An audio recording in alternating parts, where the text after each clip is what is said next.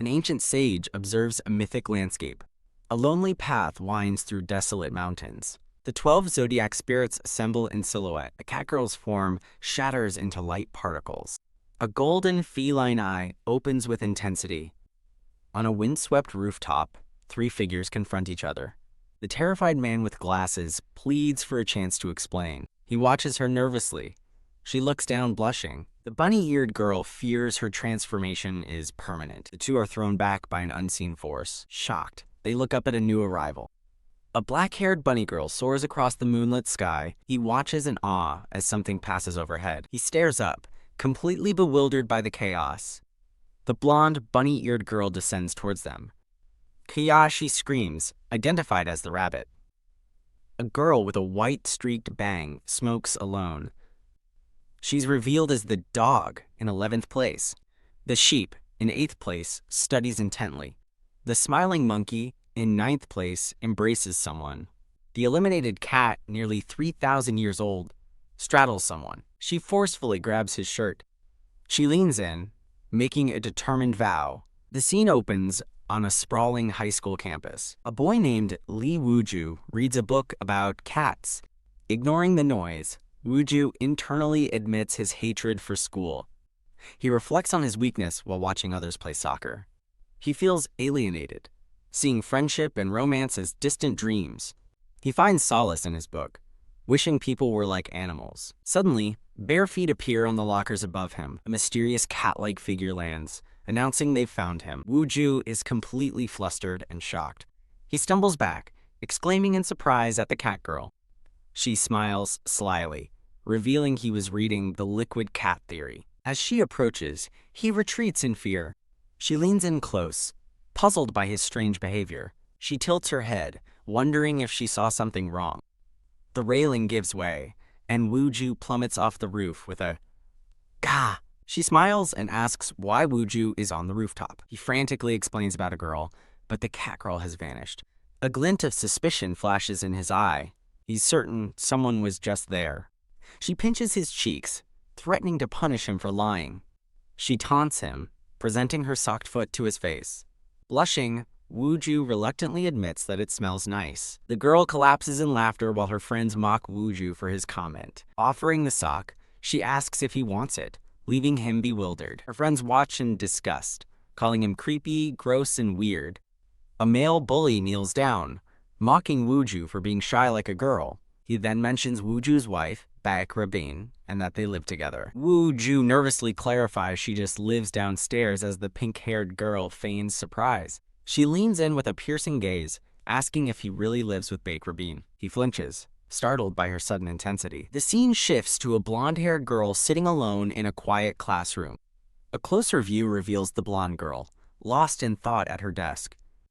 As the pink-haired girl presses Wooju, the blonde girl walks past, interrupting them. The blonde girl approaches the group of bullies surrounding Wooju. Standing tall, the blonde girl calmly confirms, "Yeah, we live together." She then defiantly asks what business it is of theirs. The pink-haired girl, now identified as Hiji, dismisses it as just funny. The blonde girl tells her to mind her own business.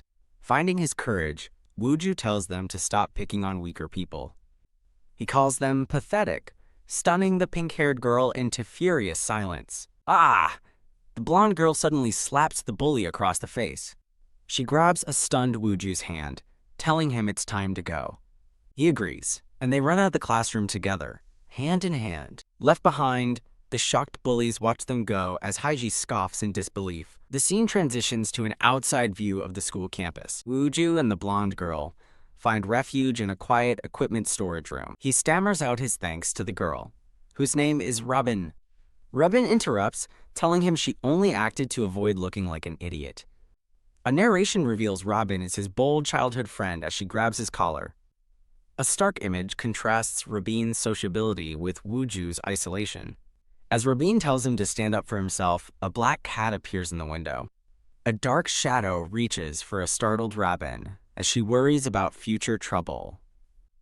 Kaya! The cat leaps from the window and latches onto Robin's face. Wooju shouts her name in panic as she stumbles back, blinded by the cat. Kaya! She trips and falls backward, kicking a nearby scoreboard. Wooju, having fallen as well, groans in pain on the floor.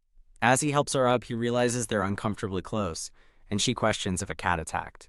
Huh? He notices a green necklace, now glowing, around her neck. He stares at the glowing necklace, a look of shocked recognition on his face. A flashback shows a younger Wooju giving the necklace to a young Rabin. The young Wooju explains she can have it because she's as precious as his mom. Snapped back to the present, Rabin asks what he's thinking about. Eh?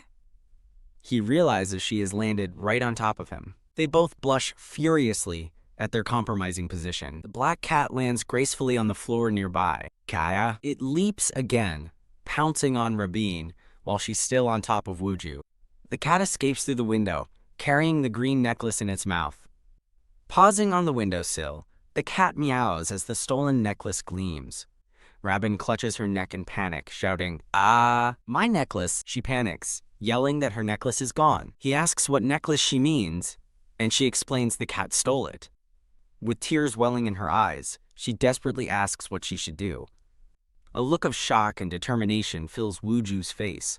He glances toward the window, his resolve hardening. Without hesitation, he leaps out the window in pursuit of the cat. "Stop right there," he yells, diving through the window after the feline thief.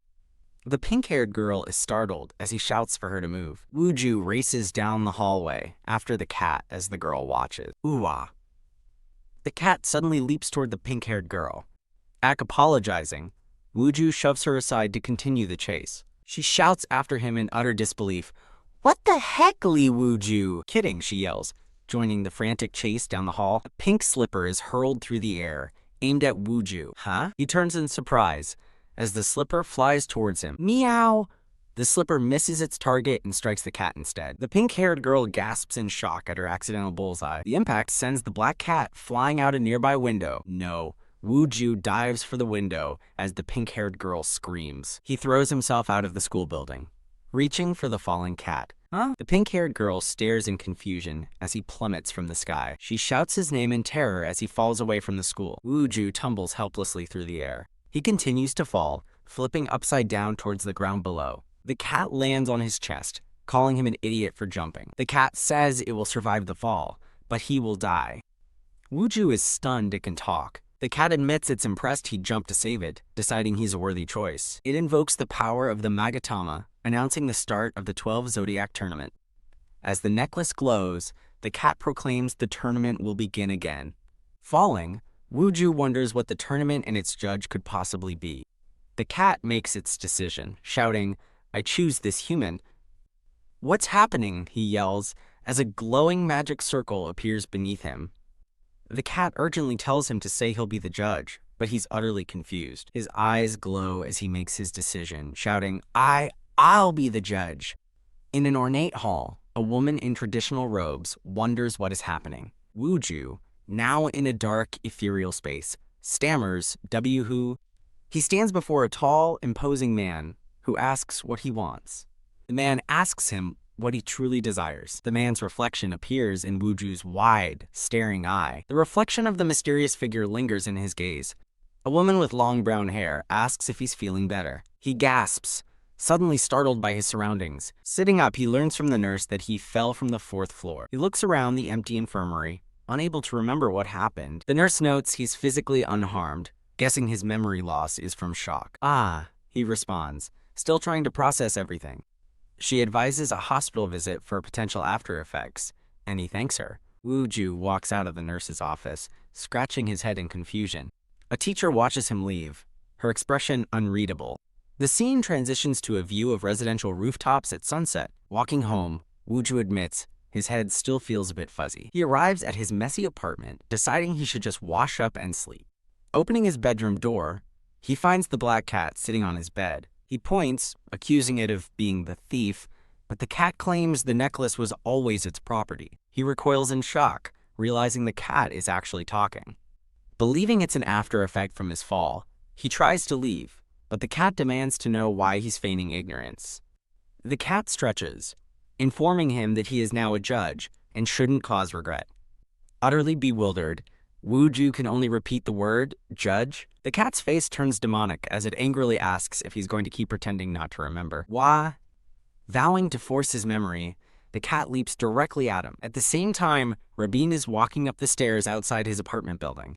She looks up, wondering if Wooju is okay since he should have returned by now. Suddenly, a piercing "Ogh" erupts from inside his apartment. Startled, she calls out his name in alarm. "Wooju!" She immediately sprints up the stairs toward the sound.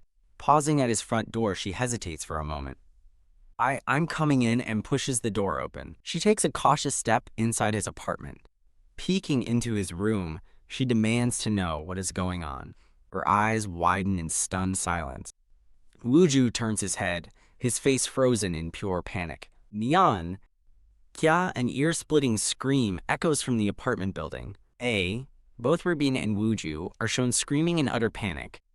The cat girl, however, just smirks, asking if he remembers now. Rabin flees the apartment, screaming for her mom that there's a naked woman at Wooju's place. With Rabin gone, Wooju exhales, finally feeling like he can breathe. He cautiously asks who she is, and she reminds him she's the cat he fell with. She cheerfully introduces herself as Nina, but he just begs her to put some clothes on. Meanwhile, Rabin continues to scream for her, "Mom." Bursting in, she declares that Wooju brought a naked woman into his room as she throws something at him. The scene cuts to Wooju sitting on the floor, tied up and defeated. Rabin's mother calmly greets him, while a flustered Rabin asks if he's still half asleep. Rabin raises her hand, still in disbelief, ready to strike him again. Her mother invites Wooju to dinner, then leads a protesting Rabin downstairs. The moment they're gone, Nina, now wearing his hoodie, hugs him from behind and meows playfully. Just then, Rabin pops back into the doorway, having second thoughts. She sees Wooju alone in his room, stretching, with only the small black cat on the floor. Suddenly, Nina reappears in human form, hugging him from behind and waving as Rabin decides to just forget it. Blushing furiously, Wooju begs her to please stay in cat form for now. He stares blankly at the pile of pillows where she has once again become a cat. Sitting on his bed, he asks what is happening. The cat explains something went wrong when they fell. As he lies down, he asks about the 12 Zodiac tournament she mentioned. The cat explains it's a contest from an old folktale, now being held again after 3,000 years, making Wooju drowsy. As the sun sets, she admits that today, she had no other choice but to choose him. The cat tells him she's counting on him, the judge. He murmurs in his sleep, finding it all nonsensical. A flashback reveals a serene man in traditional robes sitting under a tree, surrounded by cute Zodiac animals. The man asks if any of the animals wish to leave with him. A rabbit and a small black cat eagerly approach his leg. The chosen black cat looks up in wide-eyed awe. Thump! Wooju jolts awake in his messy bedroom. Looking around the empty room, he wonders if the cat was just a dream. Relieved, he thinks that at least he isn't late for school. At school, a blonde girl with a menacing aura sits at a desk. The memory of being bullied makes Wooju dread going to school. Sigh. He finally forces himself out of bed. He begins to get dressed for the day, putting on a white shirt. While buttoning his shirt, he's surprised to see the black cat sitting on his windowsill. Now in his school uniform, he approaches the window. To his surprise, the cat leaps from the high ledge. It transforms mid-air, landing gracefully on its bare feet. The cat girl walks into a nearby room, now with short gray hair. She opens a closet, presumably to find some clothes. Humming happily, she picks out an outfit for the day. In class, Wooju rests his head on his desk, relieved that his bully, Hyeji, is absent. He overhears other students speculating that Rabin is absent because of yesterday's trouble, and his expression darkens. He recalls a memory of Hyeji and another girl laughing cruelly. Another memory flashes of students being intimidated in the hallway. He's stunned to hear the students pitying Robin for being tied to a loser like him.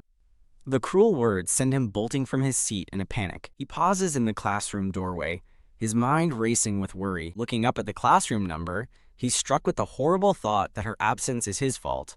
Driven by a sudden fear, he sprints out of the school. He rushes to Rabin's apartment, but is told she already left for school, deepening his confusion. With a growing bad feeling, he runs through the back alleys, unable to reach her by phone. Gasp! Huff! He races up a flight of stairs in a desperate search. Ha!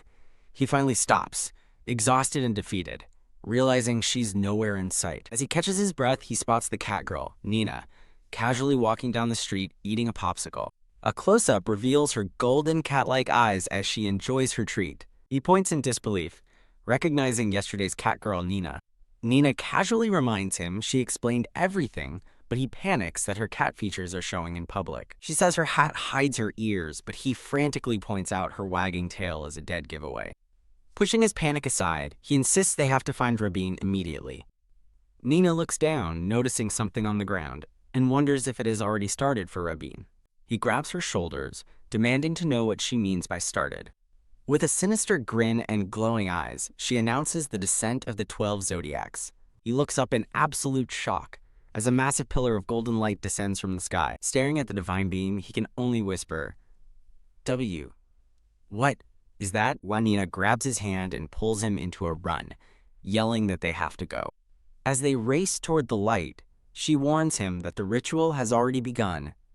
She explains that 12 gods are descending to Earth to run the contest. He's horrified when she reveals one of the gods has already descended into Rabin.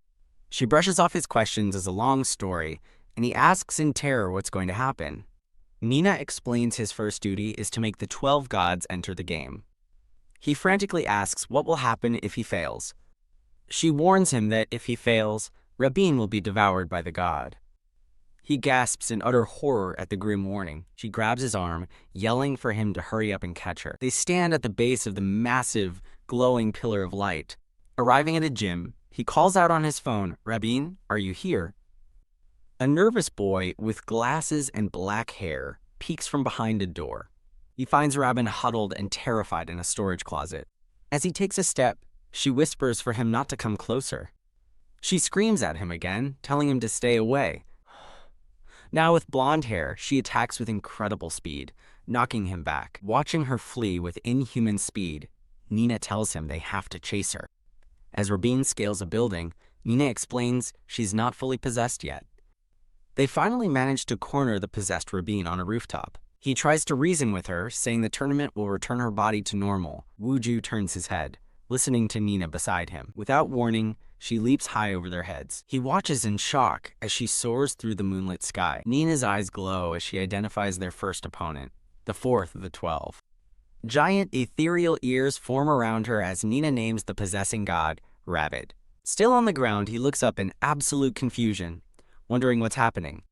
When he's shocked as Rabin appears to fall from the sky toward him, he screams her name in absolute terror, Rabin. With glowing rabbit ears, she lands gracefully on the rooftop before them. He can only whisper her name in shocked disbelief. The possessed Rabin leaps off the rooftop, disappearing into the city. Wooju looks down, completely overwhelmed by the situation. Nina sighs beside him, annoyed that of all things, Rabin was possessed by the rabbit. He grabs her arm in a panic, exclaiming that Rabin just fell. "What?" he shouts. "A person just fell. In front of us." "Ah, come on," she groans, realizing they're going to lose her. "Ooh-wah. Kya ha ha ha." She laughs maniacally as he screams while they plummet. "Ah!" His terrified scream fills the air as they fall. She grips his hand tightly, telling him not to be nervous. A purple light glows around their interlocked hands. His terror transforms into a look of wide-eyed wonder. They flip gracefully through the air, landing perfectly on the ground below. She gives a thumbs up, explaining she shared her power because cats always land on their feet, while he asks what just happened. "Kya!" A nearby scream immediately gets his attention. He looks up to see the possessed Rabin flying through the sky. Her massive, ethereal rabbit ears flap in the wind. She descends and lands softly on the street. He stares in disbelief, muttering, "No way." Nina warns him they need to catch her before the possession is complete. Her golden eye glows as she remarks that it's been a while. Under the full moon, Nina stretches and decides it's time to warm up. Whoosh! She lunges at the possessed Rabin with incredible speed. Rabin flips backward, expertly dodging Nina's lightning-fast attack. The two lock eyes, Rabin's glowing with divine power, and Nina's with fierce determination. They clash in a dizzying blur of motion, their movements creating streaks of light. Rabin easily evades again, leaping nimbly through the city night. Tisk. Nina watches in frustration as Rabin perches effortlessly on a high lamppost. Looking down from her perch, the possessed girl's true self whispers for help. Tears stream down her face as she pleads for someone to stop her. Wooju realizes with horror that Rabin is crying inside. He desperately shouts at her to stop running, telling her the tournament will turn her back to normal. Nina curses, realizing the possession is fast and the urban terrain favors the rabbit, confusing Wuju. As Rabina hops gracefully away, Nina scoffs at the predictable escape of a herbivore. Nina grows worried, realizing Rabin will be fully possessed if this continues. Wuju suddenly understands, connecting the idea of herbivore to animal instincts. He clenches his fist, a plan forming in his mind. He urgently calls out to Nina, who is still focused on the chase. Grabbing her attention, he asks her to listen to him for a moment. Nina turns back, willing to hear him out. Meanwhile, the possessed Rabin continues her escape, leaping between buildings. Nina gives chase, effortlessly scaling the side of a glass building. She closes the distance, lunging toward Rabin in midair. Tap Rabin lands on a window ledge, once again slipping from her grasp. Rabin's eyes glow with intense focus as she plans her next move. The two continue their high-speed chase across the city rooftops. Nina follows relentlessly as Rabin hops further away. The possessed girl pauses, scanning the area for an escape route. Spotting an opening, she leaps toward a higher rooftop. Nina smirks, her plan with Wuju apparently working perfectly. The sound of frantic footsteps echoes up a stairwell. Wuju reasons that while a carnivore sprints, a herbivore is a natural long-distance runner. He realizes Nina can't catch a fleeing herbivore in an open area. In a flashback, he tells Nina they need to perform a driven hunt, a term she questions. His foot slams onto the next step as he races upwards. He takes a desperate leap across a wide gap in the stairs. He collapses at the top of the stairs, utterly exhausted. Gasping for air, he looks up with determination. The image of Rabin's crying face flashes through his mind.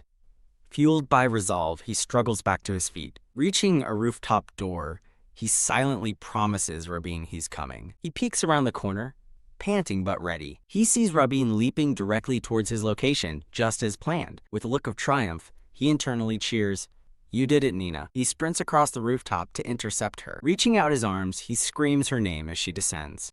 His expression is a mask of pure, unwavering determination. He successfully catches her, wrapping her in a tight embrace. Floosh! The concrete cracks under his feet from the force of her landing. He grunts, straining to hold on to the struggling girl. As divine energy erupts from Rabin, he holds on tight and screams, "No!" Rabin struggles violently in his arms, her eyes glowing with power. As Wuju struggles to hold her, Nina shouts that he must force her to join the tournament. With gritted teeth, he vows not to let go. His hand tightens on her shoulder, refusing to release his grip. He holds her close and screams, "I promise." Rabin lets out a final, pained scream as her eyes flare with brilliant light. Leaping onto a nearby fence, Nina urgently instructs him to shout the entry phrase now. A painful memory surfaces of a small crying Rabin. A young Wuju finds her crying alone. In the flashback, he gently comforts her, wiping away her tears. Fueled by that memory, he screams with all his might. The rabbit joins the tournament. A brilliant purple light erupts from them, engulfing the rooftop in a dazzling flash. The energy shoots into the heavens as a massive swirling pillar of light. The radiant pillar fades, leaving behind a peaceful, starlit sky. The light dissipates, leaving Wuju holding a now limp Rabin. He looks down at her unconscious form in shock as Nina rushes to their side. A glowing, translucent orb peacefully floats out of Rabin's head. The orb transforms into a small, adorable creature with long rabbit ears. Wuju stares up at the floating rabbit spirit in utter disbelief. Nina coolly remarks that the others have arrived too, leaving Wuju confused. With a triumphant, sinister smile, she remarks that she's waited a long time for this. Wuju looks around nervously, asking who else has arrived. Across the city, multiple massive pillars of light descend from the sky. A mysterious blonde man, watching from another rooftop, answers his question. He reveals that the other Zodiac gods are descending as countless figures streak toward the city. An ornate card depicting the Zodiac cycle appears. Sometime later, Wuju worriedly asks if Rabin is finally back to normal. Kaya. Rabin wakes up screaming and shoves him away, demanding to know why he's there while he explains it's his room. She then points in shock at Nina, recognizing her and accusing her of stealing her clothes. Rabin chides herself for shouting after nearly dying. She turns to see the small rabbit spirit floating peacefully outside the window. Wondering if she's dreaming, Nina bluntly informs her that it's all very real. Rabin admits that the strange connection she feels to the rabbit spirit is undeniable. Nina officially welcomes her as a participant in the, quote, 12 Zodiac tournament. Rabin reacts with shock, asking for an explanation. Wooju chimes in, demanding to know what's going on as well. The rabbit spirit interjects, planning to give them a fair summary of the events. The spirit explains the tournament's purpose, though Nina complains it's information she already shared. It continues, stating the judge must gather the 12 spirits within 180 days. The rabbit explains that the gods need human hosts to interact with the mortal world. Instead of fighting directly, the gods grant their power to human proxies. To demonstrate, the spirit shoots a ball of light into Rabin's chest. Poof! In a flash of light, Rabin suddenly sprouts long rabbit ears and a fluffy tail. She grabs her new ears in a panic, pleading for them to go away, while Wooju looks on, horrified. Rabin now possesses a pair of large, ethereal rabbit ears. Wooju gulps, slowly realizing the full implications of the situation. The scene shifts to an airport, where a stylish blonde woman pulls her luggage. A close-up shows her casual but trendy attire. Nearby, a small child points her out, and his mother quickly tells him not to stare. The blonde woman stares at her body in confusion.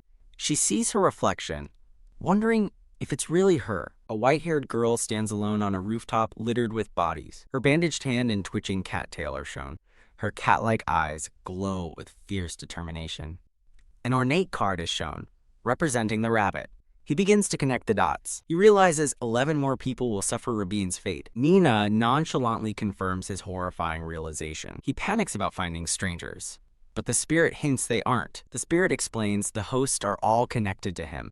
It clarifies Rabin was first due to their strong bond. He's stunned to learn he's the common link. He wonders who else in his life could be a host. A sudden memory causes him to collapse in despair. He desperately asks what will happen if he fails. The terrible stakes are revealed. Permanent possession for the hosts. The spirit says she's safe, but they must live together forever. Both Rabin and the spirit recoil at the thought of being stuck together. As he grasps the stakes, Nina insists he must see it through. She gets close, telling him to stick with her as Rabin fumes. Overwhelmed, he asks why this is happening to him. The spirit blurts out that the cat restarted the tournament. She furiously tries to silence it, but the spirit defies her. Rabin asks about the rules, questioning if Nina is hiding them too. Nina angrily reveals he sets the rules, but has forgotten them. He struggles to remember, connecting it to his recent fall. The spirit offers to help, surprising Nina. Tap. The spirit taps his chest, causing it to glow as Nina objects. She immediately tackles him, pressing her hand to the glowing light. She rips his shirt open as he and Rabin scream. A glowing Zodiac symbol is revealed on his chest. The spirit explains the symbol currently only shows the rabbit. If he gathers all the Zodiacs, the symbol will be complete. But if he fails to gather them within 100 days, the judge will die. His world shatters as the death sentence sinks in. The quiet morning light falls on his messy kitchen. A pen rests on a notebook, a silent witness to the chaos. Panicked, he insists they must hurry, and she coolly agrees. Rabin confronts Nina, asking why she restarted the tournament. Nina remains silent, her expression unreadable. He then asks about the prize for winning. A wish. Nina cheerfully deflects, saying they'll worry about that later. With the meeting dismissed, she shoves Rabin off the bed. Rabin silently crouches on the floor. Her eyes widen as she has a sudden realization. Rabin realizes Nina plans to stay, asking where else she'd go. Rabin panics, insisting a man and woman can't be alone together. Nina smirks, asking a flustered Rabin if she's jealous. She playfully grabs Wooju, promising she won't bite. Mortified, Rabin can barely get a word out. She furiously denies it and shuts a door. The scene shifts as the door remains closed. Nina throws clothes at Wooju, insisting he wear them. They stand in the entranceway, sorting out the clothes. As he changes, Nina declares he must take responsibility for her.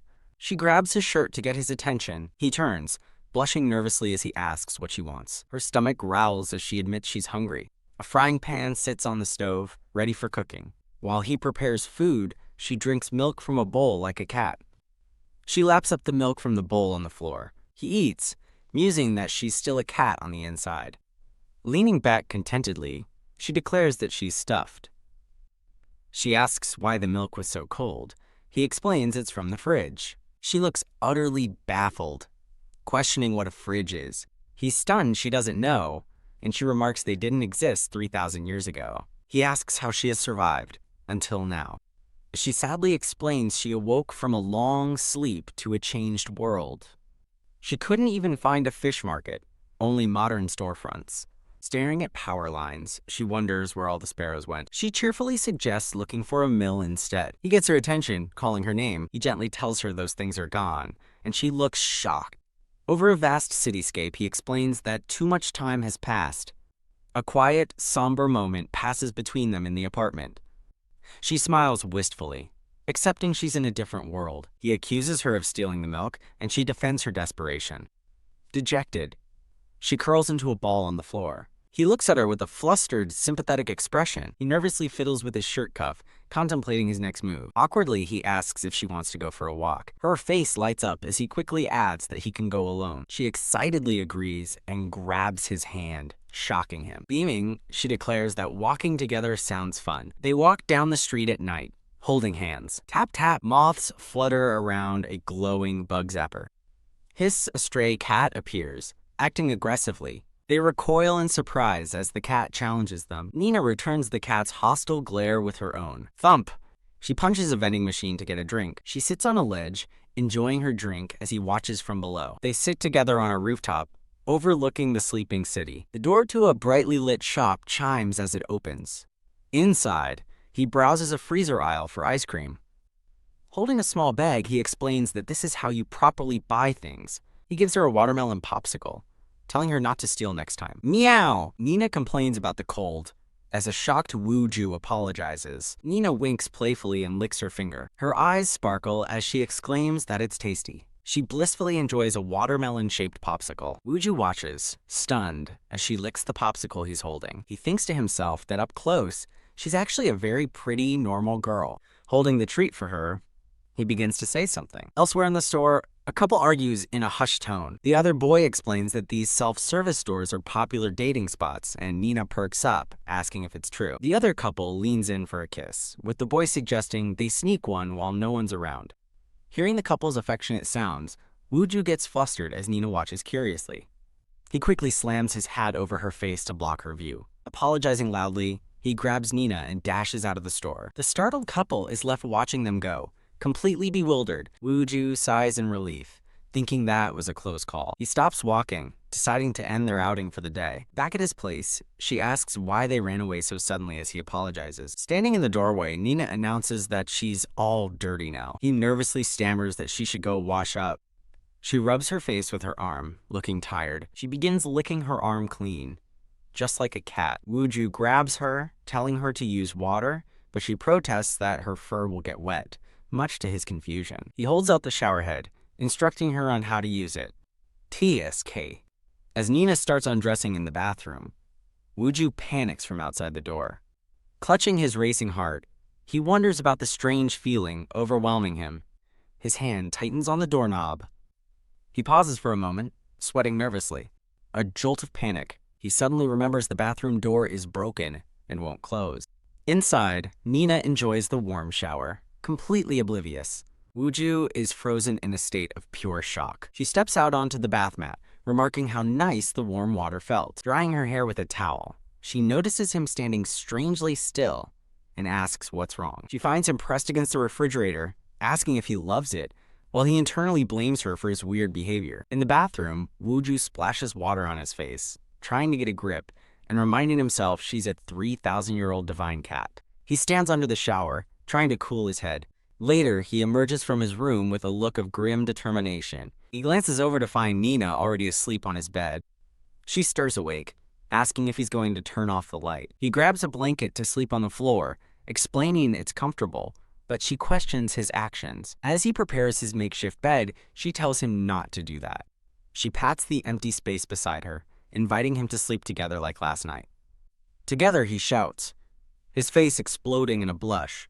He frantically lectures on propriety as Nina suddenly transforms into a small black cat. He realizes she meant in her cat form and holds her, relieved. Holding the cat, he wonders if this really makes things better, while she thinks how warm his arms are. Tucking her under the covers, he reflects that when she's like this, she's just a cat. The scene shifts to a quiet, moonlit alleyway outside. A dark-haired person wakes up, wondering when they fell asleep. Morning light reveals Nina cuddling with Wooju in bed. As Wooju stretches, he asks a waking Nina if she's up. Wrapped in her blanket, Nina asks what a school is as he gets ready to leave. Her cat-like eyes sparkle with excitement as she exclaims she wants to go too. Brushing his teeth, Wooju is stunned by her request. A blonde girl, Rabin, waits impatiently outside, wondering why he's so late. She spots a tired-looking Wooju arriving. She smiles and cheerfully begins to call out his name. The scene reveals Wooju leaving home, blushing as a happy Nina walks beside him. Seeing his red face, Rabin wonders what's making him blush. Back at the apartment door, Nina agrees not to go to school and tells Wooju to do well. She reminds him to find the Zodiacs as he rushes off, telling her not to cause trouble. Nina watches from the stairs as he departs. A sly grin spreads across her face as she plots her next move. Poof! She transforms into a black cat and leaps away. The now empty street is quiet in the morning sun. At school, Wooju worries about how he'll find the other Zodiacs. He thinks he doesn't see anyone strange, as a painful memory of a crying girl flashes by. He stops just before entering his classroom. Sighing, he decides to just focus on surviving the day. Inside, he notes the empty seats, while another student remarks that the bullies are gone. The teacher arrives and tells the class to sit down. She announces that many students are absent because they've all been hospitalized, shocking the class. Tap, tap. She raps the podium sharply, demanding quiet. The class falls silent as she warns them not to spread rumors. She asks the class president, a surprised Wooju, to start the greetings. The school grounds are shown from an aerial view. Sunlight filters through the leaves of a large tree. Wooju sits in class, reflecting on how quiet the school usually is. In the library, he sighs with relief, wishing it was always this peaceful. He's suddenly startled when he looks up at the girl behind the counter. They both apologize awkwardly for the sudden movement. Wooju nervously explains that he likes animals. The girl smiles, noting he's always by the biology books. Mortified, Wooju blushes furiously. The girl starts to say something, then hesitates. Wooju's heart pounds in his chest. The girl dismisses him, but he gets pushed from behind by other students. He stumbles out of the library in a flustered rush. A close-up reveals a strange, glowing, golden light in the girl's eye. He crashes into someone, muttering about his embarrassing encounter. Ah! He and Rabin cry out as they collide head-on in the hallway. He apologizes while she clutches her head, leaving him confused. Rabin recovers, calling out Wooju's name and scolding him for not watching where he's going. Her expression softens as she stares at him intently. She suddenly grabs his arm, calling him hopeless. Wooju is completely shocked as he realizes she's linking arms with him. Staring out the window, she declares she needs to monitor his progress. Wooju nervously asks where Rabin is taking him as she leads him down the hall. Rabin suggests they start their search where there are lots of people. He compliments her clever thinking as they walk across the school grounds. A girl with short, light brown hair playing basketball teases him for not thinking ahead. She laughingly recalls him crying at a sports day, which he flusteredly denies. He admits he thought she was cute back then, as Rabin huffs that she's still cute now. The basketball player suddenly remembers something she forgot. Rabin looks concerned, asking about others connected to the school. Wooju stammers nervously, fiddling with his collar. He suddenly clutches his chest in pain, and Rabin asks if he's okay. He dismisses her concern, saying he'll just go to the infirmary. As he leaves, Rabin's attention is drawn to a group of students nearby asking for cigarettes. She eyes them suspiciously, wondering if a Zodiac host is among them. As Rabin approaches, the group jokes around and asks why she's late. One student wonders what happened to Sejin's gang, doubting the story about a bike accident. Another reveals a rumor that the gang was beaten up and hospitalized, shocking Rabin. Suddenly, one of the boys is violently slammed against the wall. A mysterious dark-haired girl with glowing white eyes walks past a stunned Rabin. Lying on a bed, Wooju weakly calls for the nurse. He looks up and asks if he can leave now. The nurse looms over him, giving a firm no. He's suddenly pushed back down onto the bed. The scene reveals the nurse has climbed on top of him. Leaning close, she smirks and says his treatment isn't done yet. With a sly smile, she repeats that his treatment isn't finished. Wooju cries out in terror. Back in the hallway, his vision distorts as he wonders about the sudden tightness in his chest. He stumbles toward the infirmary door, calling for the nurse. He enters and is shocked to see the nurse pulling up her stockings. He quickly apologizes, turning away in embarrassment. The nurse calmly explains there was a snag in her stocking. He clutches his chest, wondering if his heart is just acting up from being startled. He realizes this feeling is different from a simple heartbeat. The nurse puts a hand on his shoulder, confirming his identity. Leaning in close, she asks if he came because of chest pain. Ugh. A sharp pain makes him gasp and grab his shirt. She holds him from behind, her hand on his chest, asking where it hurts. Her eyes gleam gold as she whispers that she might know the cause of the burning sensation. She tells him to sit down first, and he meekly agrees. He reaches for a stool, but she stops him, saying, "Not there." With a confident smile, she beckons him to, "Come on." Wooju stares back, shocked and sweating profusely. He hesitantly walks towards the bed under her watchful gaze. He sits down anxiously, as she smiles with satisfaction. She demands he take his shirt off, and he yells, "What?" in absolute shock. Wooju trembles, insisting he can button his shirt himself. She ignores him, touching his bare chest and asking if the pain is there. With a smirk, the nurse reveals she's placed a resonance spell on him. She explains that his dizziness is a side effect of her divine powers. He gasps in terror, demanding to know what she meant by her words. Leaning in, she whispers that he was lucky. Now, a monstrous snake tail appears behind her as her eyes begin to glow. Her slitted reptilian eye gleams as she promises to make his pain go away. Her face contorts into a monstrous snarl, revealing sharp fangs. Thwack! Her massive tail violently strikes him in the chest. His glasses knocked askew, Wooju can only stare in absolute terror. Wham! Elsewhere, a boy delivers a vicious kick to a girl's face. The boy's face twists in shock as he stammers, "WH!" He and another boy charge forward, demanding to know what their opponent is. A dark, crackling energy gathers in a mysterious girl's hand. She rushes forward, slamming into one of the attacking boys. The boy is sent flying from the sheer force of her attack. In a flash, the girl's hair turns white, and her eyes glow a menacing purple. Her clawed hand closes around the remaining boy's face. Gah, he chokes, unable to scream as she grips his throat. Q. She lifts him against a wall as he begs for someone to save him. Her glowing purple eyes stare back, devoid of any mercy. With one hand, she effortlessly holds him dangling in the air. She smashes a basketball directly into his face. Pinning the fallen boy with her foot, he weakly asks why she's attacking them. She calmly asks if a reason is truly necessary. Her intense eyes narrow as she asks what reason they had for their own actions. Hidden nearby, a horrified Rabin witnesses the entire brutal assault. Trembling, she tries calling for help, wondering why he's not answering his phone. Uaya. A sudden presence behind her makes her scream in fright. Ah! She falls backward, dropping her phone in the process. The white-haired girl, now sporting demonic horns, turns to face her. She takes a step toward the terrified Rabin, who is still on the ground. With a sudden gust of wind, the horned girl turns and walks away. Her glowing eyes linger on Rabin for a silent, unnerving moment. She looks up toward the darkening sky. Without another word, she remains still and silent. Back in the infirmary, Wooju pants on the floor as the snaketail withdraws. The nurse laments that she had intended to give him a painless death. Licking her lips with a forked tongue, she asks if he'd prefer it to be painful. Wooju screams and scrambles frantically out of the room. He sprints down the empty school hallway as the snake woman gives chase. As he hides, he realizes the divine spirit chose the nurse and that he needs to escape. He spots an open classroom door, a potential hiding spot. Dashing inside, he collapses against the wall. Gasping for air, he realizes his chest pain is gone, but now has no idea what to do. Just outside the door, the monstrous nurse slithers silently past.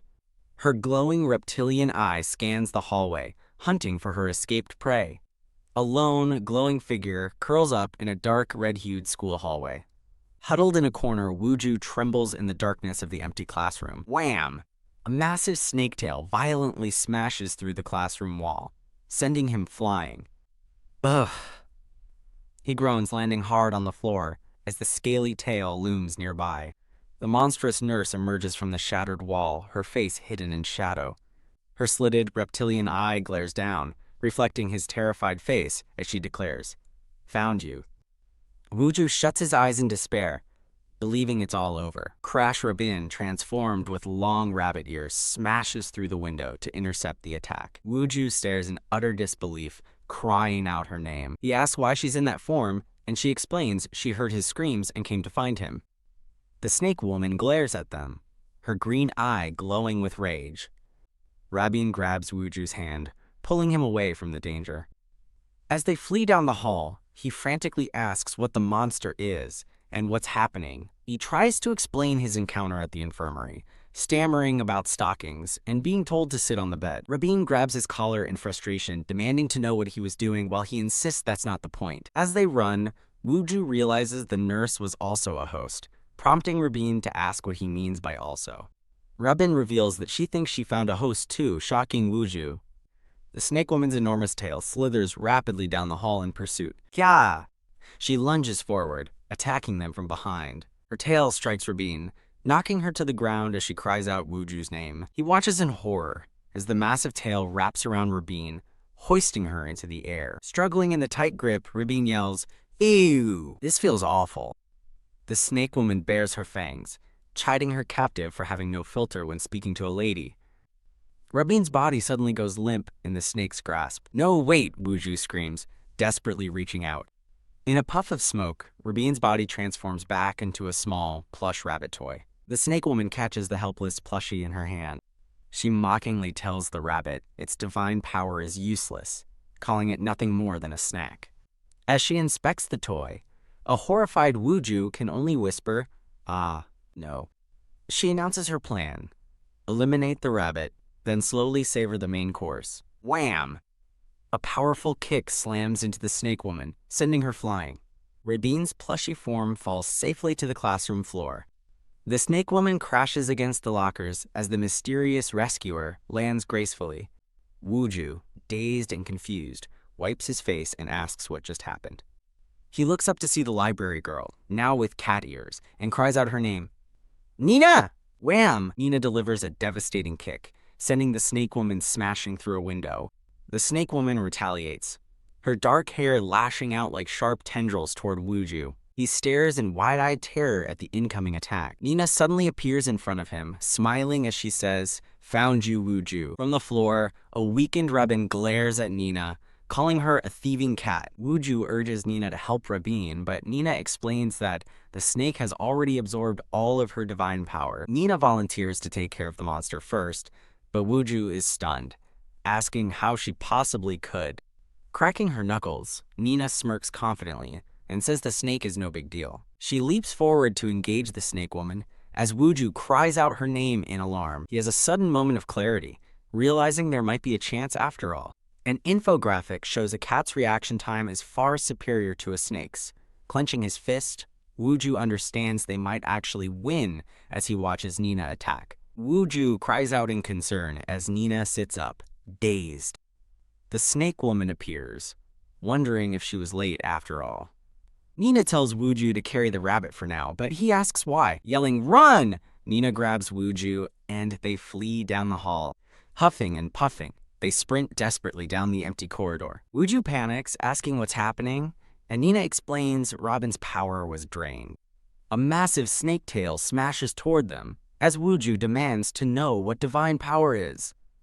Nina explains that divine power, granted by the heavens, is limitless in nature, but becomes finite on Earth during the tournament. Then what do? A terrified Wuju shouts as they run. Nina says their only options are to use the host's life energy, or steal another spirit's power. As this snake woman consumes Rabin's power, Wuju realizes it's the same method used before. He finally understands that Rabin is unconscious, because she's out of divine power. Nina confirms this, adding there's a way to replenish it, which piques Wuju's interest. She insists this isn't the time to worry about Baek Rabin, leaving Wuju confused. They burst into the school's large, empty gymnasium. Crash. The snake's tail shatters the massive window above them. Wuju shields the unconscious girl as they fall through the raining glass shards. Nina tumbles helplessly through the air, amidst the broken concrete and glass. Wuju and the girl land safely in a cart full of basketballs. Ugh, Nina slams hard against the unforgiving metal bleachers. A horrified Wuju screams her name in shock. He asks if she's hurt, but she just curses in frustration. With fierce determination, Nina declares, since it's come to this. She bravely faces the snake woman, telling Wuju that he needs to escape. He asks what she means, and she reveals his body, as the judge, is a fountain of infinite divine power. Nina glares, explaining the snake's true goal is likely to devour the judge and become the ultimate monster, skipping the tournament entirely. Wuju realizes, with dawning horror, that he's just an energy generator for them. He desperately asks if he can just give them his power, but Nina shoots down the idea. In other words, you die, she states grimly, as the snake woman looms before them. Gripping the cart, Wuju wonders helplessly if there's anything he can do. Nina warns him that if the judge is caught, the tournament is over. Steeling herself, she promises to try and stop the monster. She launches herself at the snake woman, yelling at Wuju to run. Nina delivers a powerful kick against the creature's massive scaly tail. She scrambles up the snake's body as its owner watches with a smirk. Her claws spark uselessly against the thick scales. Gritting her teeth, she realizes she doesn't have enough strength to harm it. Wuju watches from the safety of the basketball cart. Unable to flee, the snake's tail smashes through a wall as Nina dodges. Seeing her fight alone, Wuju knows he can't leave her behind. The snake woman readies her tail for a decisive strike. Nina narrowly dodges a powerful tail whip that cracks the floor. She leaps high into the air, evading another sweeping attack. The snake woman smirks with satisfaction, declaring, "Gotcha." Her tail instantly coils around the airborne Nina, who lets out a surprised meow. Nina Wuju screams, watching in absolute terror. Bite! The massive tail constricts around Nina as the snake woman lets out a triumphant laugh. The snake woman mockingly tells Nina she's now acting just like the mice she despises. Struggling in the coils, Nina retorts that her tongue is still quite sharp. Nina screams in agony as the snake's tail constricts tightly around her. The snake woman smirks, declaring that those with fur always become her nourishment. Leaning in, she commands Nina to quietly become her meal. No Wuju screams from the sidelines, watching in horror. Arg! He dives forward, catching Nina's limp body as she collapses. Lying weakly in his arms, Nina chides him for not running away as she told him to. Wuju's face fills with despair and helplessness as he looks down at her. His gaze shifts to Rabin's unconscious form lying nearby. He then looks back at the defeated Nina in his arms. The snake woman throws her head back, basking in a brilliant aura of absorbed power. Lying on the floor between his two fallen friends, Wuju blames his own weakness for their fate. A massive explosion of turquoise energy erupts from the empowered snake woman. Wuju clutches his chest, shocked to feel an invigorating surge of power. He looks up to see the snake has transformed into a colossal serpent. Flicking its forked tongue, the giant snake tells him not to be sad. Wuju clenches his fist in frustration, wishing he had more to give. The snake looms over them, promising to swallow them all up peacefully. He finishes his thought, desperately wishing for just a little more strength. The massive snakehead lunges down to devour them all. Suddenly, a blinding golden light explodes from the school gymnasium. The scene fades to the now empty and debris-strewn basketball court. The snake's glowing green eye widens in utter shock, questioning what is happening. As Wuju looks over his fallen friends, he addresses the snake, saying, "You, now transformed with glowing white hair." He holds up a hand, blocking the snake with a barrier of sacred runes. The scene returns to the colossal snake looming over a kneeling Wuju. With his head bowed, Wuju apologizes to everyone for his weakness. A brilliant flash of rainbow-tinged golden light erupts from the gymnasium. A quiet moment passes over the empty, destroyed basketball court. Nina's eyes flutter open and she sees a glowing figure, whispering, "You," standing protectively. The transformed Wuju commands the monster to stop. The snake rears back in disbelief, unable to comprehend the impossible power before it. It shrieks as Wuju's hand, glowing with power, presses against its snout. With golden, determined eyes, the new being announces that he now joins the tournament. Kwa! A massive blast of energy from a yin-yang symbol sends the snake reeling. A blinding flash of golden, divine energy consumes the entire scene. An ornate card depicting a yin-yang symbol appears, marking a scene transition. Wuju sits up in a mystical forest, wondering if he is dreaming. He spots a young girl in the distance, who looks just like Nina. Seeing her braided hair and cat ears, he wonders if it's really her. As he calls her name, her ghostly form phases right through his body. Clutching his chest in shock, he asks what just happened as she walks away. He watches the spectral Nina kneel by a bush, confused by what he is seeing. In the distance, a vision of a happy family playing in the woods appears. From behind the bush, the young Nina watches them with a lonely expression. Her eyes are filled with a deep and heartbreaking sadness. The vision shows a loving couple, presumably her parents, smiling at one another. The woman in the vision looks over, her gaze locking onto the hiding Nina. Startled at being discovered, the young Nina lets out a small gasp. In the vision, a younger, glowing Nina runs through the moonlit forest as Wooju watches. A man with long, dark hair appears. Reaching out toward the young Nina, he gently takes hold of her hand. With tears in her eyes, the young Nina looks up at him with a pained expression. The vision fades, leaving Wooju standing alone in the ethereal woods, asking why. He wonders with concern why Nina was crying. A single tear escapes his own eye, mirroring the sorrow he witnessed.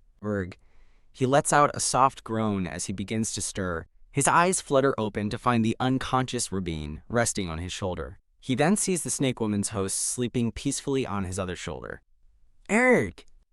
Wooju bolts upright in bed with a terrified scream.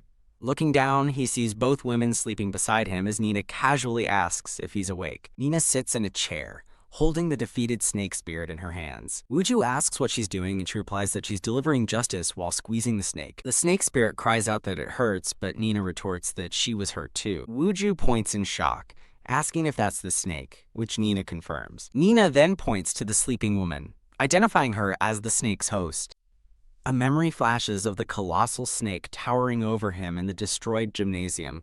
He asks in fear if hosts can really become monsters that devour them. Nina explains that wasn't a monster, but the snake regaining its true form. She calls it complete possession, where a divine spirit fully takes over the host. This state, she explains, causes the host to act on the spirits and their own deepest desires. Wooju asks if that attack was truly Teacher Youngho's desire. Nina clarifies that because the teacher's own energy was so weak, the snake's desires took over. GRRK. The snake spirit says they were lucky, but Nina chokes it, calling it shameless for almost ruining the tournament. Wooju asks how she managed to defeat the monster, remembering only that he was about to be eaten. A brief flashback shows his transformed, white-haired self stopping the serpent with a magical barrier. The little snake says it's curious too, asking what that incredible power was. Nina looks away, hesitantly beginning to explain what happened. She gently pats Wooju's head, leaving him confused by her gesture. She quickly covers, declaring it was the power of the judge. Spinning a glowing blue charm, she explains that judges sometimes get special powers to encourage spirit participation. Wooju looks at his hands, wondering if he really has a special power. Relieved, he asks if Rabin and Teacher Youngho will wake up soon. Nina's expression turns serious as she looks over at him. She scolds his carelessness, revealing they might die soon, which horrifies Wooju. As the two women lie unconscious, Nina explains their conditions are dire. She gravely states that in the worst case, their very lives are at risk. The snake spirit sadly admits that in its excitement, it dragged innocent humans into their conflict. Nina says she understands, explaining that divine power is like an addictive drug to divine spirits. Wooju panics, asking what they can do, but Nina tells him not to worry. As she walks toward him, she says they have a walking treasury of divine power nearby. Leaning close, she touches a glowing device and reveals the treasury is here. Wooju lets out a gasp of sudden understanding. He recalls the snake woman's warning that to take the judge's power, one must swallow him whole, resulting in his death. Wooju confronts Nina, questioning her about the need to be swallowed whole to take his power. She smirks, calling him a coward, before clarifying that rule only applies to taking the power. He realizes with hope that this means he can be of help to both Rabin and Nina. He jumps up excitedly, asking how he can share his divine power. With a predatory grin, Nina takes his hand and asks, "Like this?" Flustered, Wooju begs Nina to stop messing with him as she holds him from behind. She smiles and insists she's not messing with him, pulling him closer. Nina instructs him to hold the hands of the sleeping blonde girl, Rabin.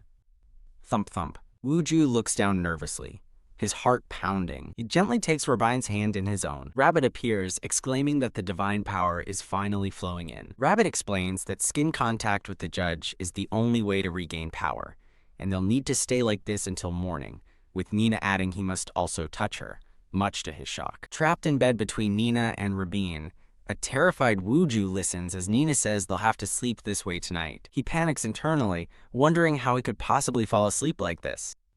As Nina gets up to reposition herself, a confused Wooju asks what she's doing. She leaps onto him with a wide, happy grin. Whoosh! She lands right on top of him. She cuddles into his chest, sighing about the nice, warm, divine power as he cries out her name. The scene shifts to a quiet, moonlit bedroom. Bang! Bang! A voice from outside pleads for their daughter to come out of her room. Crunch. A girl in a pink hoodie eats a donut while staring at a computer screen. Sitting in her gaming chair, she wonders how she's supposed to do something. Crying, she eats snacks and despairs, asking how she can go to school looking like this. An art card displays a Zodiac character, a smiling snake woman. The scene changes to a ruined gymnasium with a large hole in its roof. A mysterious man in a suit stands on a rooftop, overlooking the city and the destroyed building. He remains silent, his expression unreadable in the moonlight. A ball of swirling bright blue energy forms in his hands. Whoosh! He unleashes the energy toward a school building in the distance. The power manifests as a swirling vortex of water and light. A powerful figure materializes within the storm of energy. A massive pillar of light and energy erupts from the school grounds. Back in the present, Wooju's eyes snap open, exhausted. He lies trapped between the two sleeping girls, who are both glowing with faint energy. He thinks about how uncomfortable he is, and wonders if their powers have returned yet. Noticing a glowing pixelated heart icon, he realizes it's a charge meter and feels tired from sharing his power. Remembering a close call, he resolves that he needs to prepare for the future. Deciding not to wake the soundly sleeping girls, he resolves to hold on a bit longer. Ugh! He realizes his leg has fallen asleep under Nina's tail. He carefully decides to stretch his leg, just a little. As he moves, Nina stirs slightly in her sleep. He gasps in shock as her face is suddenly inches from his own. Thump thump. His heart races as he calls out her name, panicked by her proximity. He wonders in terror if they are about to kiss. Outside, a storm rages as lightning flashes across the sky. Mumbling in her sleep, Nina's eyes open just a sliver. She leans in and kisses him. Snapdragon's eyes fly open, glowing with an intense light. Wooju looks stunned by the kiss, still held in Rabin's embrace. Kia! A piercing scream echoes from outside the room. Rabin bursts in, pointing in shock and shouting, "Why you too?" Nina leans over a flustered Wooju in bed, asking what he was doing, as Rabin accuses him of trying to kiss the sleeping Nina. A cold glint appears in Rabin's determined eye. Wooju looks over in shock, realizing the school nurse is also in the bed. Chaos erupts as Rabin confronts a panicking Wooju tangled up with the unconscious school nurse. The school nurse, Hoi Jin, slowly wakes up and tiredly asks where she is. Kaya! Faint screams are heard from outside in the pouring rain. Hoi Jin, age 28, who loves the movie Anaconda. Hoi Jin sits up, beginning her question with a simple, "So?" Now wearing Rabin's clothes, she asks who restarted the ancient 12 Zodiac tournament. The tiny blue snake spirit dejectedly recounts how it possessed her, became a monster, and was forced into the tournament by Wooju. Rabin tells Hoi Jin it's natural to be skeptical, but the teacher calmly says, "No, I believe it." Cradling the spirit, Hoi Jin explains that she can see it and feels an undeniable connection between them. A flustered Rabin grips her sketchbook, insisting that the important thing is something else. She declares that if they don't start the tournament in 100 days, they can't return to their normal lives. Hoi Jin stands, resolving that as a teacher, she cannot allow her students to face such danger alone. She offers to help in any way she can, much to Wooju and Rabin's surprise. A grateful Wooju is startled when Hoi Jin grabs his shirt, thanking him for giving her strength.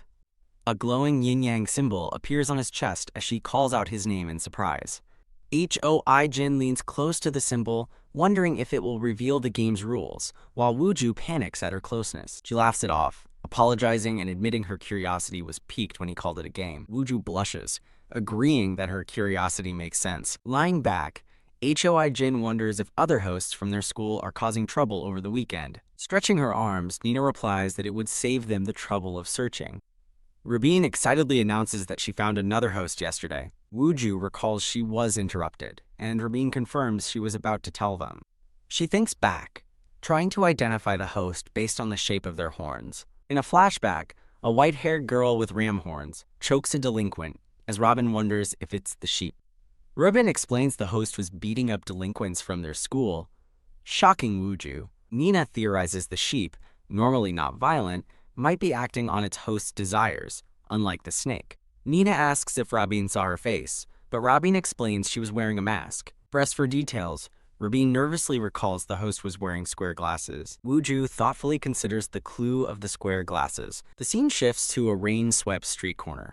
A close-up reveals a person wearing a face mask and square glasses. The masked person bends to pick up a fallen box. They then help a person in a large hooded blue raincoat who has stumbled. The person in the raincoat curses their luck as the masked cashier welcomes them to the store. The hooded customer enters a brightly lit convenience store.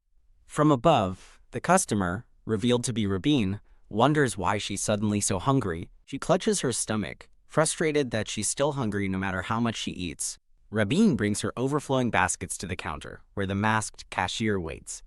Her 2 shopping baskets are packed with snacks, candy, and drinks. With her cheeks puffed, Rabin impatiently tells the cashier to stop spacing out and ring her up. Beep. The sound of a scanner fills the otherwise quiet store. The cashier states the total as Rabin swipes her card to pay. With the transaction complete, Rabin grabs her heavy bags of food. Thump. She angrily kicks a sign on her way out the door. Outside, umbrellas are neatly arranged in a stand. The masked cashier with square glasses watches silently as Rabin leaves.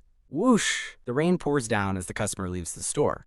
Inside, the cashier's name tag identifies her as Min Ji-hyun as she removes her mask. Thump.